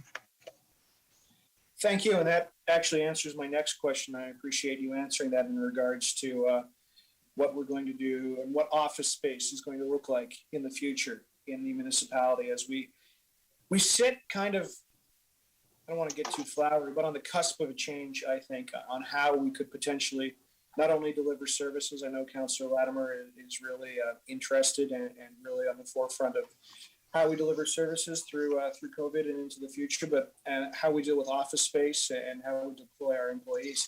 How has the response been from the management side of things? You talked about culture. What are the thoughts and the views as far as the culture of the municipality and its managers moving forward with this remote working? Thank you, Mayor Caniff. We have been quite pleased with the way that our entire organization has adopted remote working. We've found that through a survey that we have done this past summer and the summer before, our supervisors are quite supportive of working remotely, and that's been evidenced through the increased number of positions that have been added to the list that are eligible to work remotely. So we are finding that supervisors are pleased with their remote workers. The managers are receptive to these hybrid teams that they're now managing. They are saying that their teams are productive and performing well, and that they encourage us to consider these models long-term, which is why we've now fully implemented the policy. So really, because we have seen so many managers across so many departments agree that working remotely is eligible for their positions, we really do feel that the management team has really accepted this new culture and helped champion it. Thank you. Excellent. Thank you so very much. Those are my questions. Councillor Latimer. Thank you through the mayor. Thank you, Marianne and Councillor Thompson, because you answered Councillor Thompson with the responses you gave me earlier today, Marianne. But what I really want to clarify with the public is that we have about 2,200 employees, and only about 440 of these, or 444 of them or so, were considered for potential work from home, or about 20% of our workforce, correct? Yes, that would be correct. And out of that 20%, 77% of them, or 340 of them, have accepted. We've taken them on for this year, and I think that's great. I want people to recognize that we're talking about 20% of our workforce right now, and that you're saying this is going to be probably stay the same in the near future. And while I appreciate you expanding on what we're doing over the next year to build this hybrid work model, I really think what the community wants or needs to know is how are we going to measure what impact this has on our overall employee productivity? Does it improve it? Is it going to be the same, or does it decrease it? And are there any anticipated cost savings moving to this hybrid work model? And if so, where, in an estimated amount? And if not, why we're going forward with this model? So those are some of the questions I've been asked. Thank you, Mayor Caniff. Certainly, it's a natural concern that arises when organizations introduce working remotely policies is the matter of how to measure productivity and performance of employees. Our supervisors have reported through the surveys in both 2020 and 2021 that a number of their performance management and their performance measurement strategies are working effectively to gauge productivity. Some of the strategies that they are using are daily and weekly reviews of expectations, accomplishments, and task process and progress, weekly and regular virtual staff meetings. They're using technology to identify when employees are available, when they're in calls, when they're in meetings. They're using applications, some of them, that track activity levels, which we can compare to pre-pandemic when people were 100% in the office. And we certainly have formal performance reviews in place annually for each of our employees so that we can check in on their goal progress, so that whether they're working full-time remotely, full-time in the office, or a combination, we're continuing to track their performance. Prior to the introduction of remote work, many supervisors were already effectively managing performance of employees who worked at various work sites other than the one that the supervisor was at. So because we have so many different work sites, supervisors were already supervising employees that were at different sites than they were at. So those supervisors reported that there wasn't a significant change in how they needed to manage performance. And in fact, according to our survey results from both years, many remote workers and their supervisors have reported improvements in productivity, focus, and efficiency due to the quieter, more productive environment at home that has less interruptions. So then on to your question about cost savings. So the financial case for introducing the working remotely policy was outlined when we first came to council on this topic back in November of 2020, not November of 2021, but actually the year before that, when we first came looking for approval to move forward with our policy pilot. And in that report, we did include a document that had been prepared by Chatham-Kent's environmental planner, and it was related to telework and the post-COVID economy. And they had worked with the CK Growth Strategy and Economic Recovery Committee, and that committee had recommended integrating the concept of telework into our operations and service delivery model because they cited significant benefits for employers choosing to allow employees to work remotely, even just 2 days a week. Although there were certainly some benefits for employees, I'll focus now on the ones that they cited as benefits for employers, and specifically the financial benefits for employers. They talked about increased productivity, reduced absenteeism, reduced employee turnover, and real estate savings. And when they talked about those, they were estimating that an employer with a remote worker 2 days per week could save approximately $10,000 per year per remote worker. Now, it's important to know that our stats on remote working are still in their infancy, and it's during a pandemic. So we still certainly need to be tracking these costs over time to make sure that we're analyzing them to quantify the true value and or direct and indirect savings that we might realize over time here at Chatham-Kent. Again, these financial benefits are in addition to the business benefits that we anticipate we'll realize from offering remote work to our employees, such as improved attraction and retention through quality of life and mental health. Specifically, the report did also note the opportunity that remote work would provide Chatham-Kent related to rationalizing building assets due to lower office space needs and reducing fixed municipal operating costs. These are conversations Council will be having in a few weeks when they receive a report from Infrastructure and Engineering Services. Thank you. Thank you, Mary Ann, for reminding all of us about the previous report about the business benefits and the potential cost savings to the municipality following this business practice. And I am looking forward to seeing streamlining of our customer services and ultimately consolidation of our infrastructure, which is, I think, has been a goal of this council for all of our term. So thank you very much again. Okay, I see no other questions. We'll move on to Infrastructure and Engineering Services. 15A, Construction and Assessment Bylaw, Snow Ave Sidewalk Local Improvement, Community of Blenheim. Okay, I'll go to Councillor Sakachi, then Councillor Thompson. Thank you, Mayor Caniff. I know we discussed previously in several weeks about looking at a potential amendment to the recommendations and funding source. Since those conversations, I've been informed that another member of council has an intent to move a similar motion. So I'll defer the rest of my comments until that motion is on the floor. Councillor Thompson. Thank you very much, Mr. Mayor. I would move 1 and 2 as presented, but add that the municipality cover the homeowner's cost estimated to be $17,850 from the strategic reserve.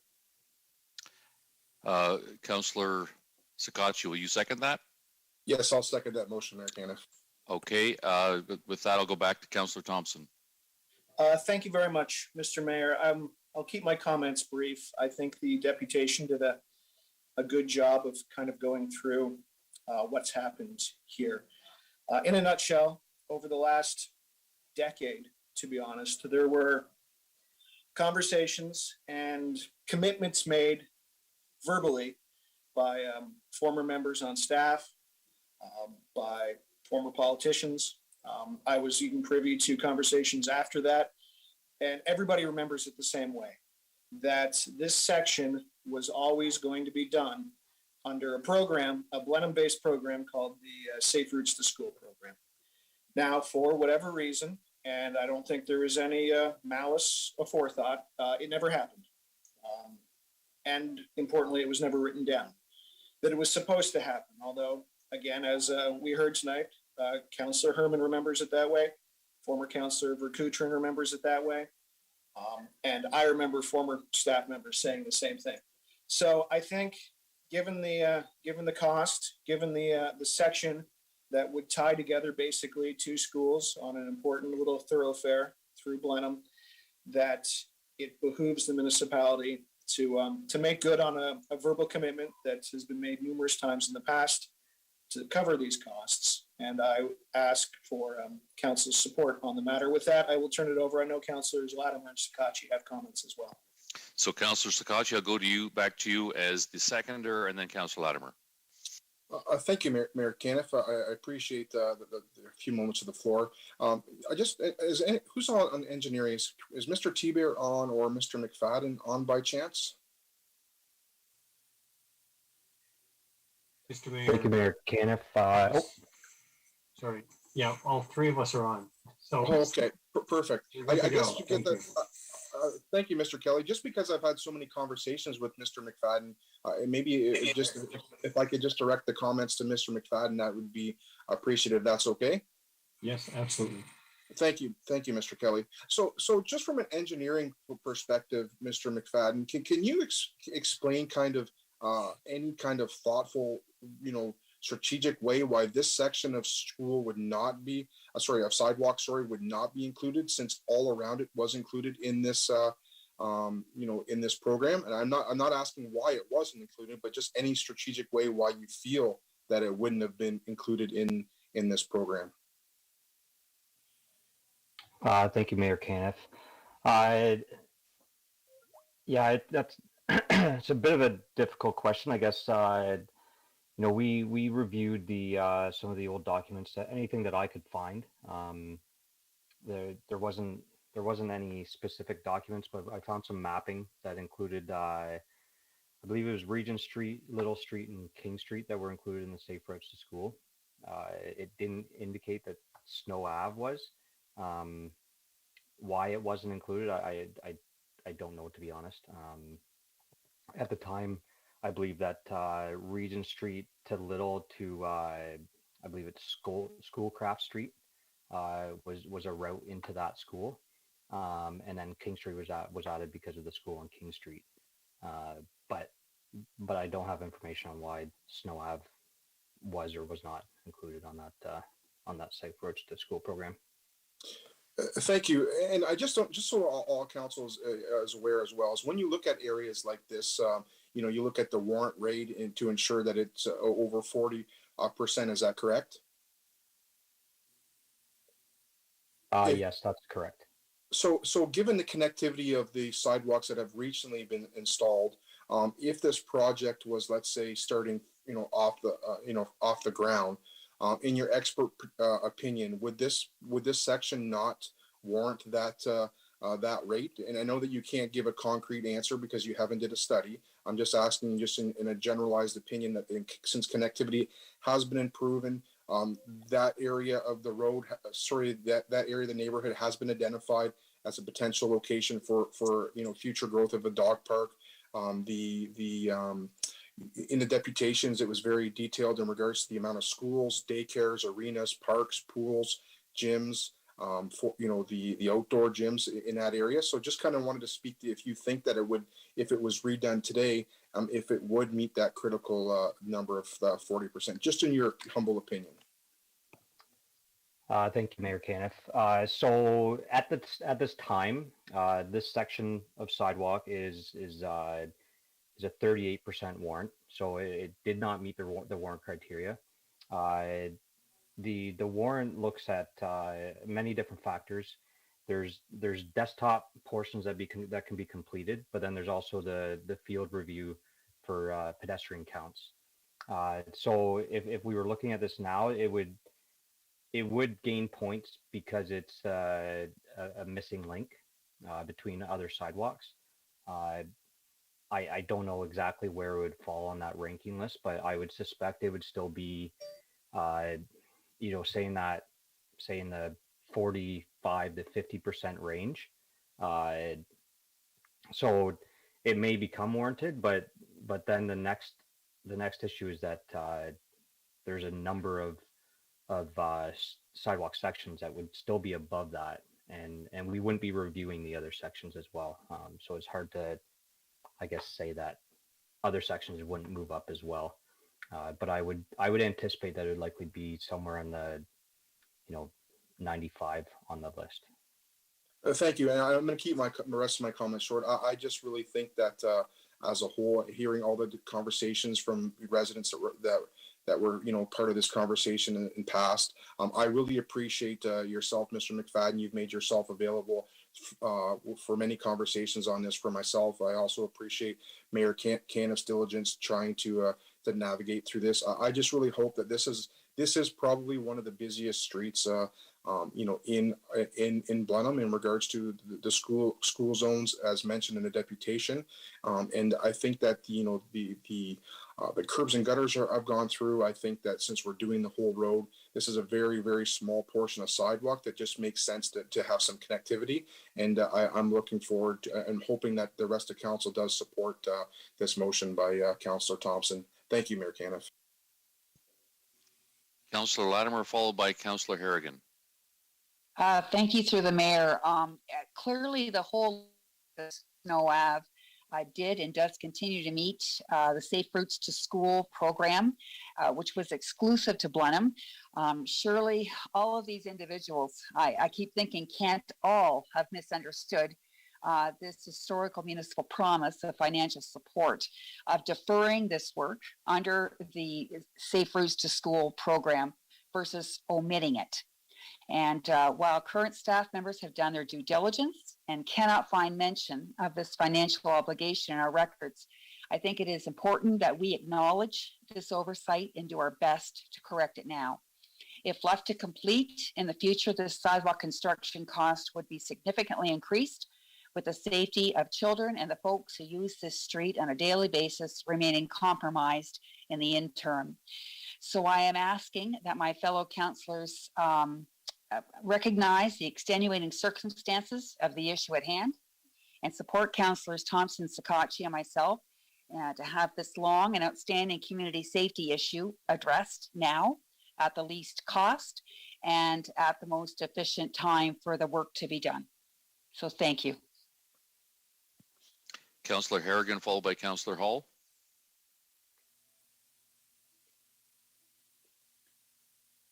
Thank you, Mayor Kenneth. I believe my question through you would be to Mark or to Thomas Kelly.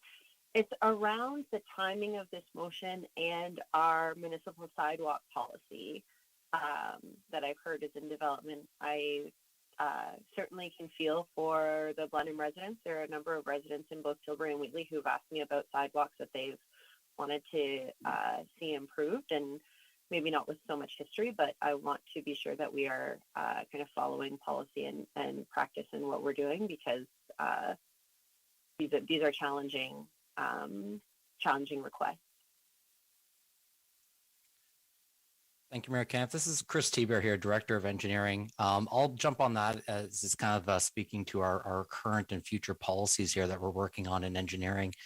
So the current sidewalk policy right now, if a sidewalk section, and this is kind of disregarding the Safe Routes to School program that's being brought up tonight, just speaking strictly on the policy itself, the current policy states that if a sidewalk is under the 40% warrant, then it defaults to the local improvement process, which is what we did here.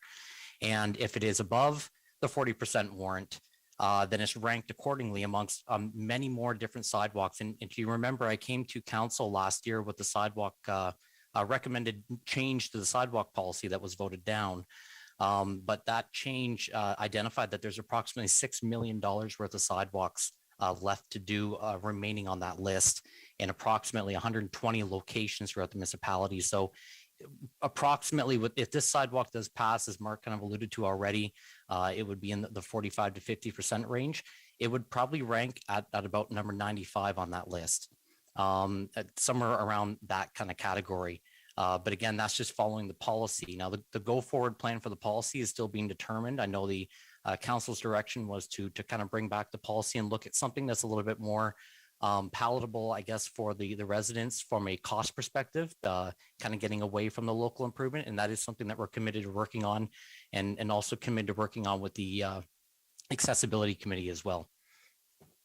Does that answer the question? Yes, it does.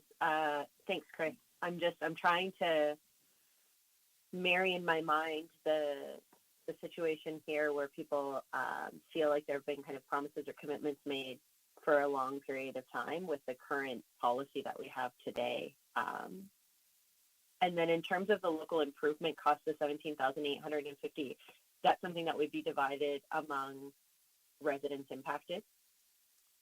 Yes, that's correct. So that amount is divided amongst the frontage, based on a frontage, a per meter frontage basis of all the residents that are going to be receiving the sidewalk.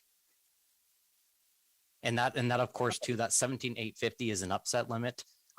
They're based on the tenders. That is the maximum that they will pay, of course, prorated and divvied up. But that is the maximum that they will see. We're hopeful that when we do tender out this whole project and lump it in with the rest of the project costs, that there could be an opportunity for that to come down, and then that rate will come down for the landowner or the residents as well. Okay, thank you. Councillor Hall, followed by Councillor Foss. Thank you, Mayor Caniff. I think, Chris, I think you may have answered part of this question, but I'll just follow up. I guess by making this change with the I guess the amended or with the motion that Councillor Thompson put forward, I appreciate the comments from my colleagues in South Kent too to give their perspective on this. But I guess does this, changing this and pulling the 17,000 from reserves, does this set a precedence, I guess, across Chatham-Kent? Like, will that, I know we've heard this in the past with certain things. It's like, oh, if we do this here, I guess does the 17,000 turn into multiple asks, or is that not the case that you feel here to staff? Thank you, Mayor Kenneth. So, yes, yes and no. So yes, with regards to, and whenever we're kind of not circumventing, but kind of bypassing the current policy that's in place, of course, it sets a precedence. We don't want to step into that. It's not recommended to step into that. However, I know the motion and even the deputations that were brought forward spoke in regards to that Safe Route to School program, which was a unique program specific to Blenheim in this particular area for the sidewalks in this area. So there's two kind of issues or two separate matters here that are kind of intertwined. So does that kind of answer the question, I guess? Yes and no. Yeah, that makes sense. I appreciate your perspective, Chris. And yeah, thank you for the comment. Thank you, Mayor Kenneth. Councillor Foss, followed by Councillor Finn. Thank you, Your Worship. I think my questions have been answered as well. Sidewalks has always been a touchy subject, and once we open the door to doing safe routes to schools in certain areas, it's always opened up a can of worms, and I'm afraid that if we support this, we'd be setting a precedent to other areas that are looking for the same benefit of getting a sidewalk. So I probably can't support this motion. Thanks. Councillor Finn.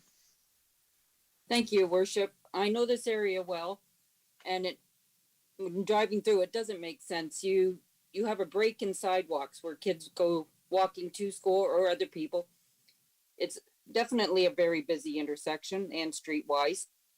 And knowing the residents, if, like Councillor Latimer said, they all said the same thing. There was a previous agreement to have this strip done. So I have to be in favor of the motion that was brought forward to pay for it under the strategic funds. Thank you. Judy, you had a comment? Thank you, Mr. Mayor. Yes, the Director of Legal Services has passed me some messages, and so we've been talking about this, and we feel that 1 and 2 are likely irrelevant to the conversation if the intent is for the municipality to pay for the 17,850. We wouldn't need to pass a bylaw for the payment of it. So if it's okay with the mover and seconder, if the intent is to proceed with the sidewalks at the cost of the municipality, and that's the vote that they would like to have on the floor, we'd like to make an amendment to that with what's on the screen right now. See how easy that was? That the construction of the sidewalk on Snow Ave from King Street to Chatham Street South in the community of Blenheim be approved with the cost being paid from the strategic reserve, and there would be no bylaw. So I just put that out there, and if the engineering staff has any concerns with that, if they could let us know, but we don't believe that the bylaw is required. Councillor Thompson, are you okay with this amendment? I might be. My question would be, what would happen then if it were to fail? If it fails, Councillor Thompson, then we'd go back and look for a mover and seconder of the report. Then I'm comfortable with this. This is the route the community wants to go. I'll save my final comments for at the end. Thank you. Okay, Councillor Scott, are you okay as well? Yes, as long as it comes back to the floor, Mayor Caniff, I'm okay with that. Thank you. All right, so I see no other questions. I'll go back to Councillor Thompson, then Councillor Sakachi for the final comments as the two movers. Okay, thank you very much. I think the one question that was kind of danced around a little bit, and there was a little bit of an answer there, the sidewalk matrix, Chris, that doesn't allow in its matrix for current work being done, does it? That doesn't change the matrix. Thank you, Mayor Camp. No, there's currently nothing in the policy right now that speaks to if there's an active construction project planned to kind of bump it or rank it any higher. Okay, and it's hard to do, obviously, but could you spitball the price if this was done, 2, 3, 4 years down the road? Yes, with inflation, very hard to do, but I would anticipate you're looking at in 5 years' time, throwing it out there, maybe 25,000 compared to the current 17,000. And there is a savings having the staff, the employees already on site running the gutters and curb, right? Correct. There should be, of course, a savings with having it bundled with the larger construction project. Excellent. And the 17,850, you said that's the upside limit. It wouldn't come in higher than that. It wouldn't come in higher to the residents through the local improvement process, but there is, of course, a risk of it coming in higher as an overall project. But through the local improvement process, anything above and beyond that upset limit is a cost borne by municipality. Right, but we've got some experts in this area, so you're pretty comfortable with the 17,850. That's correct. Okay, those are my comments. Thank you very much. Councillor Scotch, any final as the seconder? Thank you, Mayor Caniff. Just wanted to kind of echo a couple. It just makes prudent financial decision to support this currently now while the work is getting done. I completely understand all council in other wards who would be very cognizant of not supporting this due to setting policy. But I think that many of us, and some of us were, but many of us were not around during the Safe School program. And the comments by the community was that, well, they knew that this infrastructure work was going to be done in the next several years, that the understanding was the sidewalks would be addressed then. Not saying that anybody did this at a malice, as was said before, but I really do feel that, that something maybe went awry, and I'm really hoping that council looks at this whole thing as the entire perspective, not just in regards to trying to bypass a policy, but just trying to kind of make things right and spend, the money in a, that was supposed to be spent in a prudent fashion while the job is, being conducted. Thank you. With that, we'll put it to vote.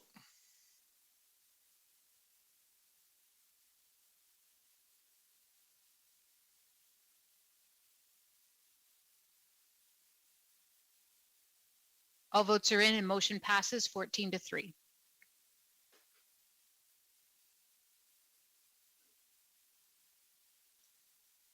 Moving on to 15F, motion by Councillor Sakachi regarding temporary outdoor skating area. Thank you, Madam Clerk. Would you like me to read the present motion on the screen? Yes, please. That administration develop a report identifying possible locations and funding sources for a temporary outdoor skating area on municipal property that can be assembled in the winter months. To be included in this report are potential partners and corporate sponsorships that may be interested in seasonal naming rights or assistance in funding with name recognition. Due to the challenging workloads of the infrastructure team, may this report come back to council for discussion in June of 2022, so it could be possibly assembled in a central location for the winter season. Councillor Oche, will you second this?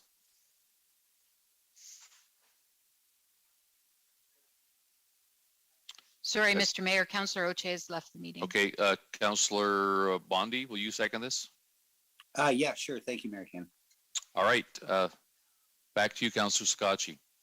Thank you, Mayor Caniff. I did have a brief conversation with Mr. Kelly and just discuss some aspects with him. I just wanted to make it clear to council. I know I provided a picture with to Meredith there.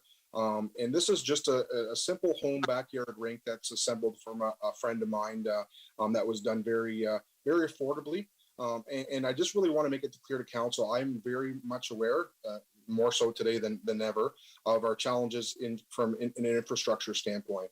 I'm not this is just a report, and that's all I'm asking for is a report. I want to be very clear. I'm not asking for anything extravagant. I'm not asking for boards and roofs and coolant systems, anything like that. I just think that we have a very well-versed and very good engineering staff that we should be, as a municipality, should be able to, to come up with an idea and an affordable aspect to present something like this in a larger scale.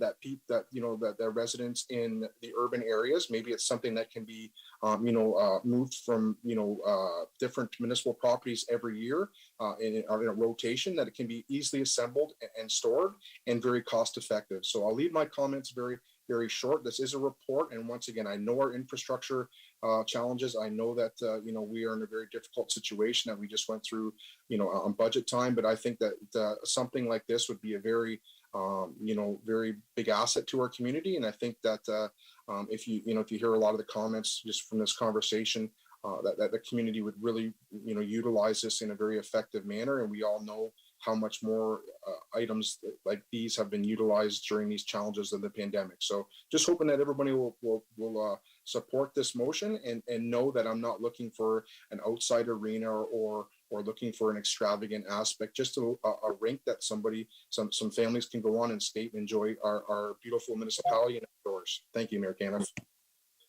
Okay, I'll go to Councillor Bondi as the seconder, then Councillor Thompson. Thank you, Mayor Caniff. Yeah, I support this wholeheartedly. I've built an outdoor rink in my backyard for my kids probably every year in the last 18 years. Some years with more success than others, depending on Mother Nature, right? Because it's not always that cold. So yeah, they're very easily assembled. They're not expensive, and they're a ton of fun. Like, they're really great. You're outside. It's a lot of fun. So I think, where we could go from this, I have an example. I have a first cousin in Toronto, somewhere in Toronto. He's not in the city, but somewhere around there. And what he's done is he's created this group of volunteers from the neighborhood, and they've created this outdoor skating rink in a municipal park. Now, how much of it is funded or maintained by the municipality, whichever one he's in, I'm not sure. But that could be a start, in that I know I can't go build an ice rink in Tecumseh Park because it's municipal land and etc. But I think it's something we should look into. Yeah, they don't really, they don't hold up all winter long, but in my experience, for sure, you get at least 8 weeks out of it. So even if the municipality doesn't chip in a whole lot in the way of like funding or maintenance, if we could, in the report that comes back to council, have some sort of flexibility as far as neighborhood volunteer groups doing this, like my cousin in Toronto, I think that would be a start, because they really are great. They're fun.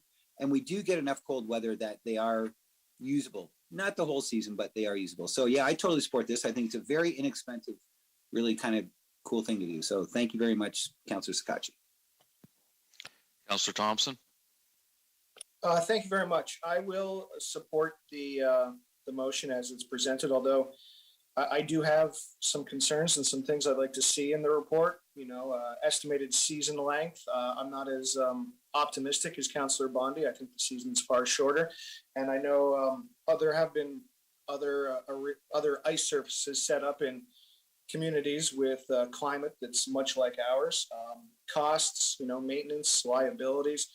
I guess my biggest concern, and I'd like this addressed in the report, is, and we talked about it a little bit during budget, I would hate to make a decision this council that the next council has to own and pay for, is my number one concern, especially with the election coming up in October, and we're getting this report back potentially in June.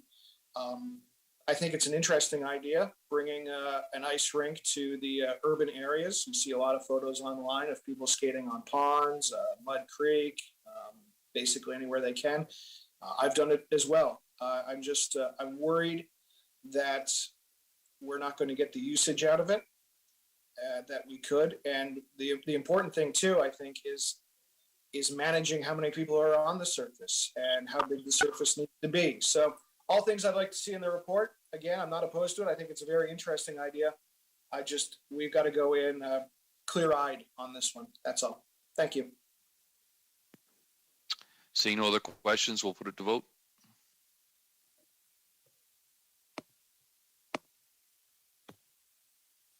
Hey, Judy, it's Councillor Harrigan. My Zoom is the spinning wheel right now, so I'll vote yes. Thank you.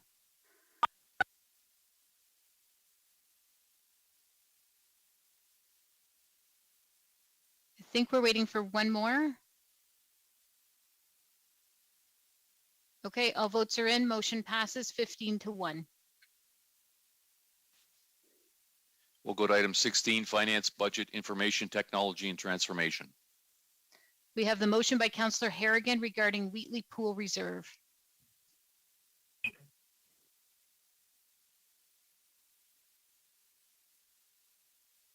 Councillor Harrigan, if you're back, we're on your motion now to you. Great, thanks, Judy. So I, Councillor Harrigan, move that Chatham-Kent disperse the remaining Wheatley Pool Reserve number 17018 funds, totaling $24,542.54 to the Wheatley Recreation Committee to fund future recreation projects in Wheatley at the committee's discretion. And I may need a seconder from out of ward because I believe Councillor O'Shea is offline. Can I get a seconder for this motion? Councillor B. McGregor? I'll second it. Okay, back to you, Councillor Harrigan. Any comments? I don't see anybody else have any questions. Yeah, just very quickly, Mayor Caniff, if you can still hear me, I want to thank the Wheatley Recreation Committee. There has been previous requests from this reserve in smaller amounts from community organizations in Wheatley, such as Wheatley Soccer and the Wheatley Minor Hockey Association. Recently, you know,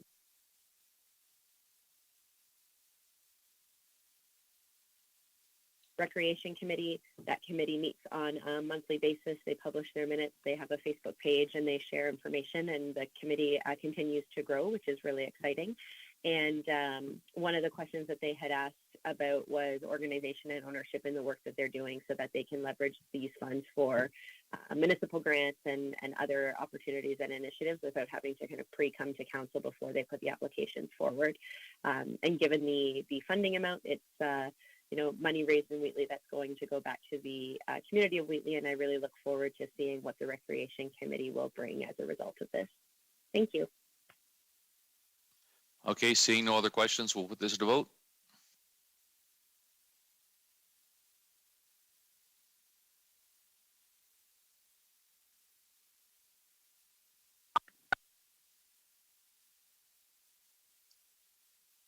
Judy, it's Councillor Harrigan. I'll vote yes, please. Thank you. All votes are in. Motion passes 16-1. And moving on to the motion by Councillor Latimer regarding continuing COVID adaptive business practices. Point of order, Madam Clerk. I apologize. It's Councillor Sakachi. My screen moved very rapidly as I was going to vote, and I just wanted to make sure that, please, if I am the one, please note that my vote is yes. Just to clarify, that's what happened. Okay.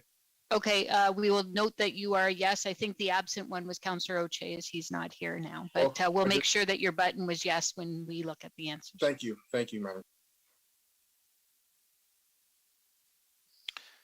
Councillor Latimer?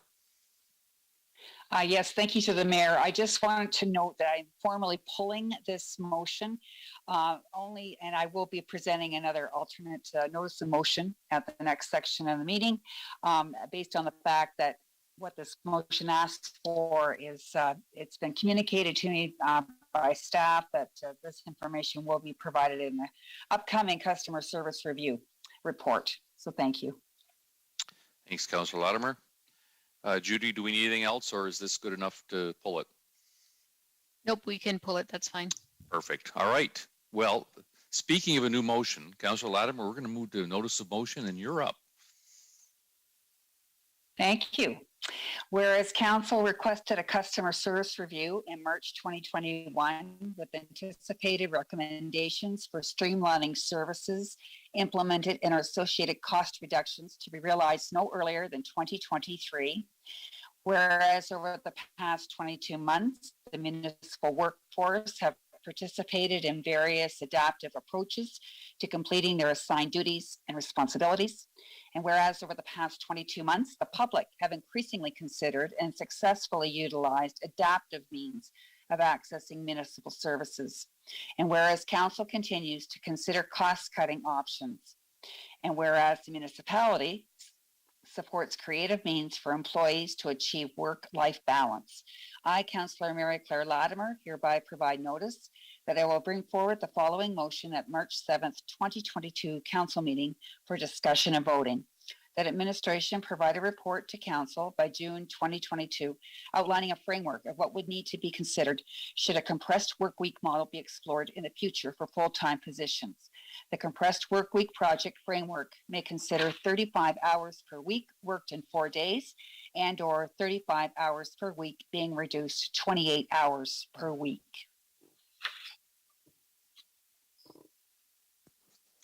Okay, closed session reports. Councillor Latimer, and I'll have Councillor Finn second that, please. Councillor Latimer. That council directed administration on proposed disposition of land by the municipality with regard to offer to purchase Blenheim Industrial Business Park, Section 239 2C, Municipal Act 2001.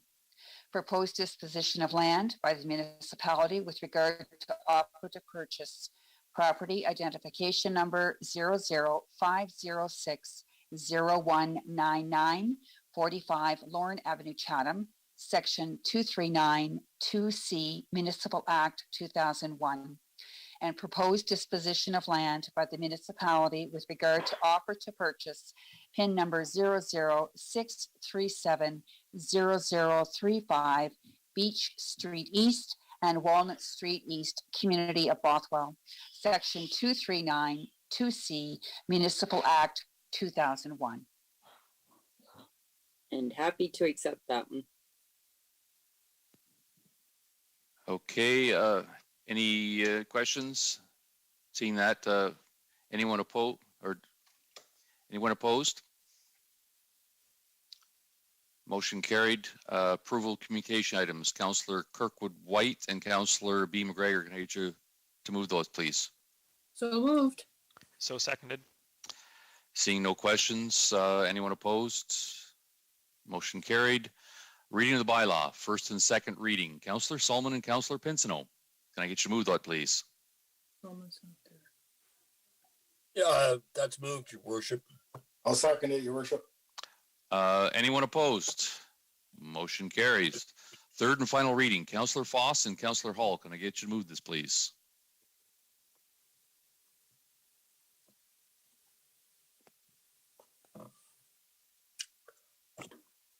I'll move that one for you too, Your Worship. Perfect, Councillor Hall. Excellent. Second. Anyone opposed? Motion carries. Resolution of council in closed Actually, session. Mr. Mayor, sorry to interrupt. I think we missed non-agenda business. I think. Oh, thank you for reminding me. You're welcome. It got blurry on the screen. So I'll go back to non-agenda business. Councillor Latimer, followed by Councillor Sakachi.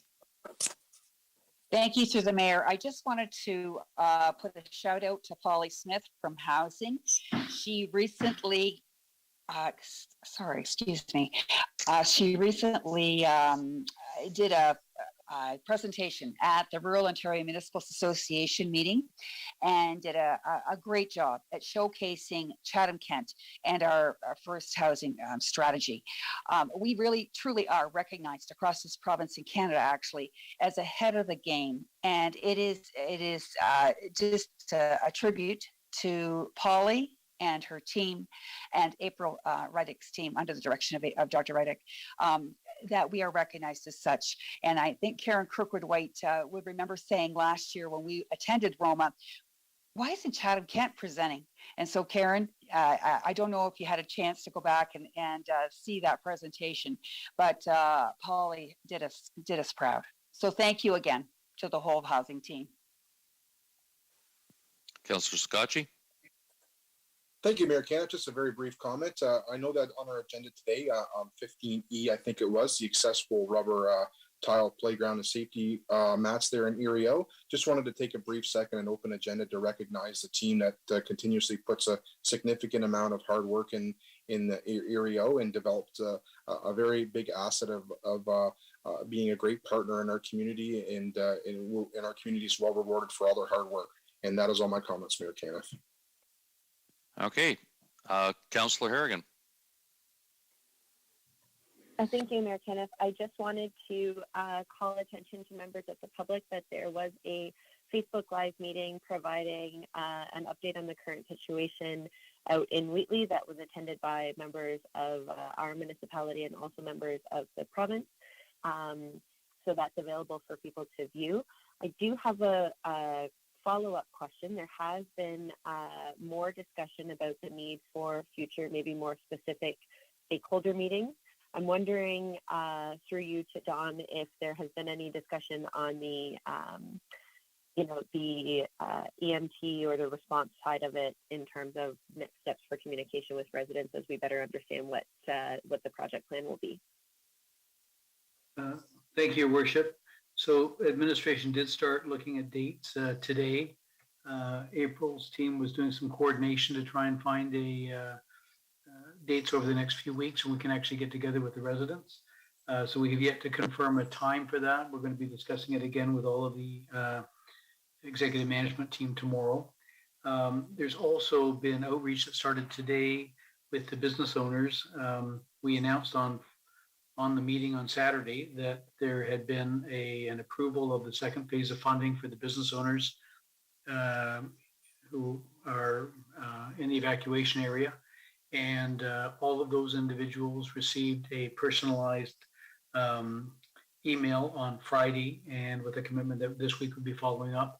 I believe there's already been 12 approved applications for phase 2. So that's the second piece of information. The third piece is that the provincial government is planning on joining us for another meeting with the residents of Wheatley, but that is likely not to take place for 6 to 8 weeks after they've completed the work on site and they are prepared to recommend some remediation measures for the source of the gas. So that's the update. Thank you. Great, thank you. And as always, we all very much send our love, strength, and support to the residents of Wheatley as they go through. It's becoming a very long winter for many of the folks out there. Councillor Kirkwood-White. Thank you, Your Worship. Speaking of Polly Smith, I just reminded that Council received an email from Polly this past week reminding us that there will be 2 Ask the Expert Facebook Live sessions. The first one happening this Wednesday at 12 noon and another happening next Wednesday, the 16th at 7 p.m. on the housing issue and all of the challenges that we've been facing with regard to rent evictions. The host will be Philip Mock from the Prosperity Roundtable, and he will be interviewing Jeff Wilkins, who is the housing stability paralegal with the Chatham-Kent Legal Clinic. So just a friendly reminder to those that are listening in tonight that there are 2 opportunities to hear about some of the challenges that we're being faced with here. Councillor Bondi. Thank you, Mary Caniff. I guess maybe this is more a question for Judy. It's concerning the Dolson Avenue project, the developing of affordable housing. I'm curious, the reason I'm bringing this up is a little complicated. This passed in a consent agenda because we're in this virtual thing. In March of 2020, March 12th to be precise. And what we passed was that the municipality would contribute $1.4 million to the development of this Dolson Avenue project. And that passed in the consent agenda by 18-0. Now, admittedly, I'm one of those people that voted for the consent agenda. I feel perhaps that maybe this $1.4 million expenditure to a for-profit company would require a little more discussion from council. I've spoken to a couple other councilors, and they assured me, well, they didn't vote in favor of that. Well, it was 18-0, so we all did. So how would one go about that? Bringing this back. Might be a little late, maybe it's impossible, I don't know, but I want to try. So, Mr. Mayor, it's Judy. I see April has her hand, and I'll let her talk about the project. Anytime council wants to bring something back to the floor, it would be through a notice of motion to bring it back, and then we'd require 2/3 vote because it would be a motion to reconsider. But that would be the process of bringing something back to the floor. But I'll let April answer maybe some of the questions of where this project is and how we are where we are. Well, actually, Judy, sorry, through you, Mary Kenneth. In what you're telling me, Judy, so that would not be tonight, because that would come under a notice of motion. Is that correct? That's correct. We would, you'd be required to, write up a notice of motion of what your intent was, and then we would put it on the next agenda. And then it would be, as clerk, I would say procedurally, it would require 2/3 vote because it was something that was already decided by council. And then if you got a 2/3 vote, then it could come back to the floor. Okay, thank you. You're welcome. April, did you want to comment on that? Thank you, Mr. Mayor. I have been watching numerous email communications come back and forth regarding Dolson. And so I'm happy to have an opportunity to at least provide a small update for council. Way back in 2018, 4 housing projects were presented to council. Those housing projects were approved by council, and the funding was a mixture of funding, both from our federal funding, our provincial funding, and our municipal housing reserve. It is why we put money into our housing reserve every single year, is in order for us to build affordable housing in our community. At the end of 2018, a couple of reports were presented in open council, one of them identifying how each of the 4 projects would be funded. One of those projects was Dolson. At that time, there were some zoning issues, of which were cleared by council in December of 2018. The community, a group got together in the community and filed an appeal. That appeal was dismissed by the tribunal, and the tribunal supported council's move forward with the Dolson Avenue build. So in November of 2018, we came back to council to let them know that because this appeal was in process, that we were concerned that if the funding streams of those 4 housing projects, each of those projects were funded by different parts of the monies we had available for the builds.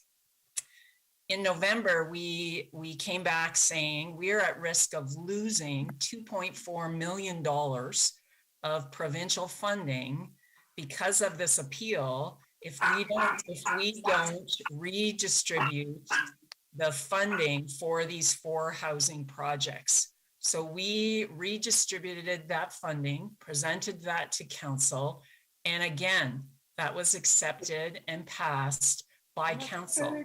So not only has the Dolson project come in the original RFP, it came back to council when we approved the RFP. We presented the funding model, and that was passed by council. We presented a redistributed funding model, and that was passed by council.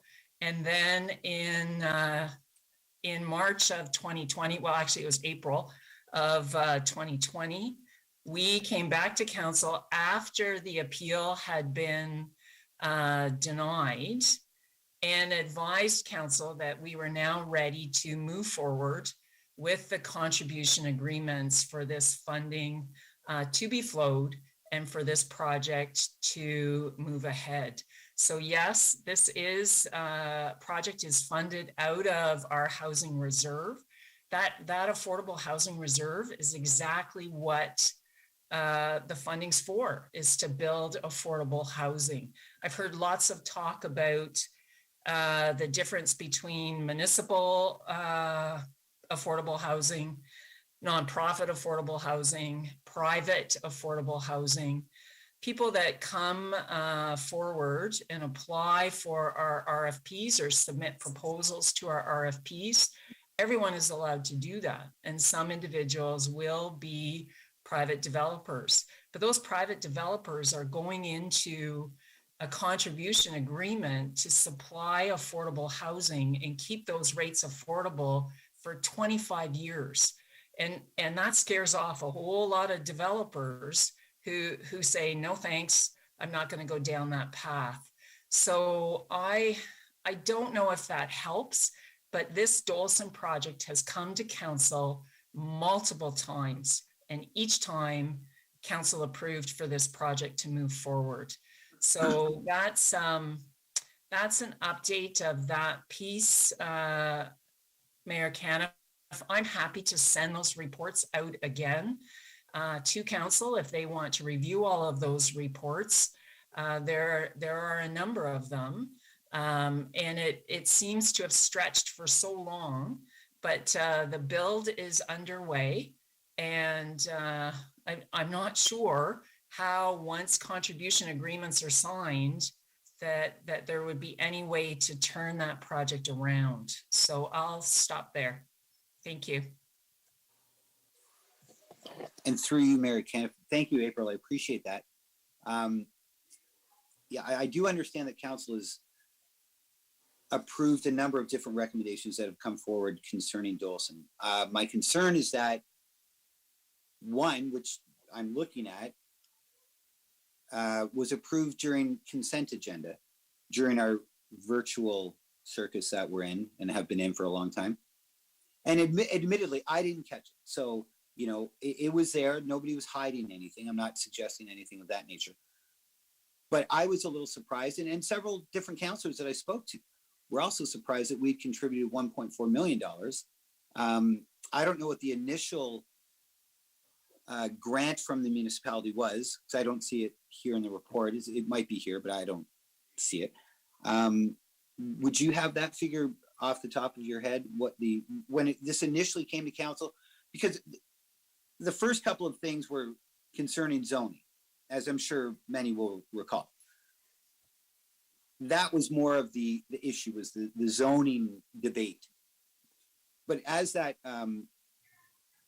passed and you know, we moved along from there, what was the municipality's initial contribution to the build? It was exactly the same.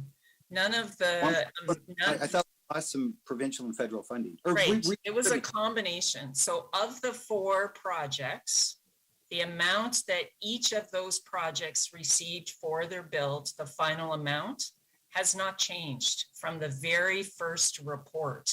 Right. The makeup and the distribution of those funds has changed. We had to reallocate funds. So we always do a combination of our kind of Canada, Ontario money, our Ontario provincial money, and our municipal money. And we combine those, where we then distribute those funds in the best way possible to ensure we can get as many bills as we are able to in any given year. So that year we had 4 builds. The funds were distributed, and when the Dolson project got held up because of the appeal, we ran the risk of losing $2.4 million in federal and provincial funding. So we redistributed the funds to do the other 3 builds with the provincial and federal funding, and then use the municipal reserve funds, which is for affordable housing. That's why that reserve is there, for the Dolson build. So the money's exactly the same. the same amount that was allocated to Dolson when council approved this project way back in 2018. It's exactly the same amount of funding. It's just coming from a different place. Otherwise, we would have lost $2.4 million in federal and provincial funding. So I can send those spreadsheets. We've got charts that show exactly that. They were in the reports that we provided to council. And those were not in COVID times. Those are pre-COVID, where all of those funding shifts and changes came to council in open council in 2018. Okay, through you, Mayor Kenneth. Okay, thank you, April. Okay, I guess my question is, I do understand the shifting of monies, and I get that, but there's a little more sensitivity to Dolson than there is to the other three builds, I would assume. Well, I think I probably guarantee that. So the question that I have from people that have contacted me is, what was the initial municipal contribution to Dolson prior to the shifting of the federal and provincial monies because of the Dolson delay? This is the question that they have, and I don't have the answer for them. The municipality contributed 1.47 to the project. So prior to the shifting of the funds of the provincial and federal money, which we would have lost had we not used it appropriately, which I understand. So the question is, prior to that, what was these people are a little sensitive as to their tax dollars. Of course, I'm talking about the people that live around the place. And I know there's that NIMBY thing and all that. But anyway, I'm just the messenger, right? Like, people ask me questions. I ask you guys. Sending me a big spreadsheet is not going to get me too far, so I won't understand it.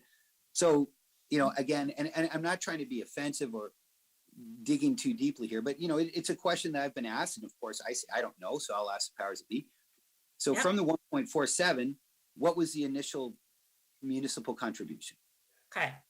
So for the 4 projects that we did in 2018, Missioner Road received just, $846,000 from our investment in affordable housing, $248,000 from our SIF funding, which is social infrastructure funding, $225,000 from housing reserve. That was the initial intent. Dolson Ave, the initial intent was investment in affordable housing would be just over $1 million, and just 441,000 from the affordable housing reserve. Kirk Street was 300 from SIF, 100 from the affordable housing, and St. Clair was 928,777 from the affordable housing reserve. That was the first go around. But with the delay of Dolson, we had to do a complete reshuffling of those funds that still equaled the same amount. Missioner still ended up with 1.3 million, Kirk with 400,000, St. Clair with 928,777, and Dolson with 1.4 million. So then the amounts all turned out exactly the same. So I don't know if that helps Councillor Bondi or not. But certainly those are the exact amounts that were kind of scheduled, provided. The amounts didn't change. We just moved around where that money was, or we would have lost that funding from the province. That's, okay, no, I get it. Sorry, April, just to clarify quickly that for those 4 projects, it was committed X from the federal, provincial, municipal governments. In the end, it's the same total that was committed. It was only allocated differently. Right. So the taxpayers of the municipality are paying the exact same today than they were 4 years ago to create that bundle of affordable housing. Is that correct? That is absolutely correct. Perfect. Thank you. Does that answer your question, Councillor Bondi? Mayor Kenneth, it does. Thank you very much. I'll go chew on all this information. I'll have to watch the replay for this one, but it does answer my questions. Thank you very much. Okay, seeing no other questions under other agenda, the resolution council in closed session and adjournment. And if I could get Councillor C. McGregor to wrap it up for us tonight. Very happy to, and thank you. And have a good evening all. Well, Councillor Latimer, can I get you? Latimer. Yep. I thought for a minute there you meant me. Yes, I did, but I was asking Councillor C. McGregor to second it for us. All righty. That Chatham-Kent Council adjourned to the next meeting, to its next meeting to be held on Monday, February the 14th, 2022, and that Chatham-Kent Council authorized itself to meet in closed session on that day to discuss any matters permitted by the Municipal Act. Councillor C. McGregor, and I'm hearing your second. And I second that. Thank Excellent. you. Now, is anyone opposed to cutting the meeting off at 8:35? Going once, going twice. We are adjourned. Thank you, everyone. Have a great night. What's left of it.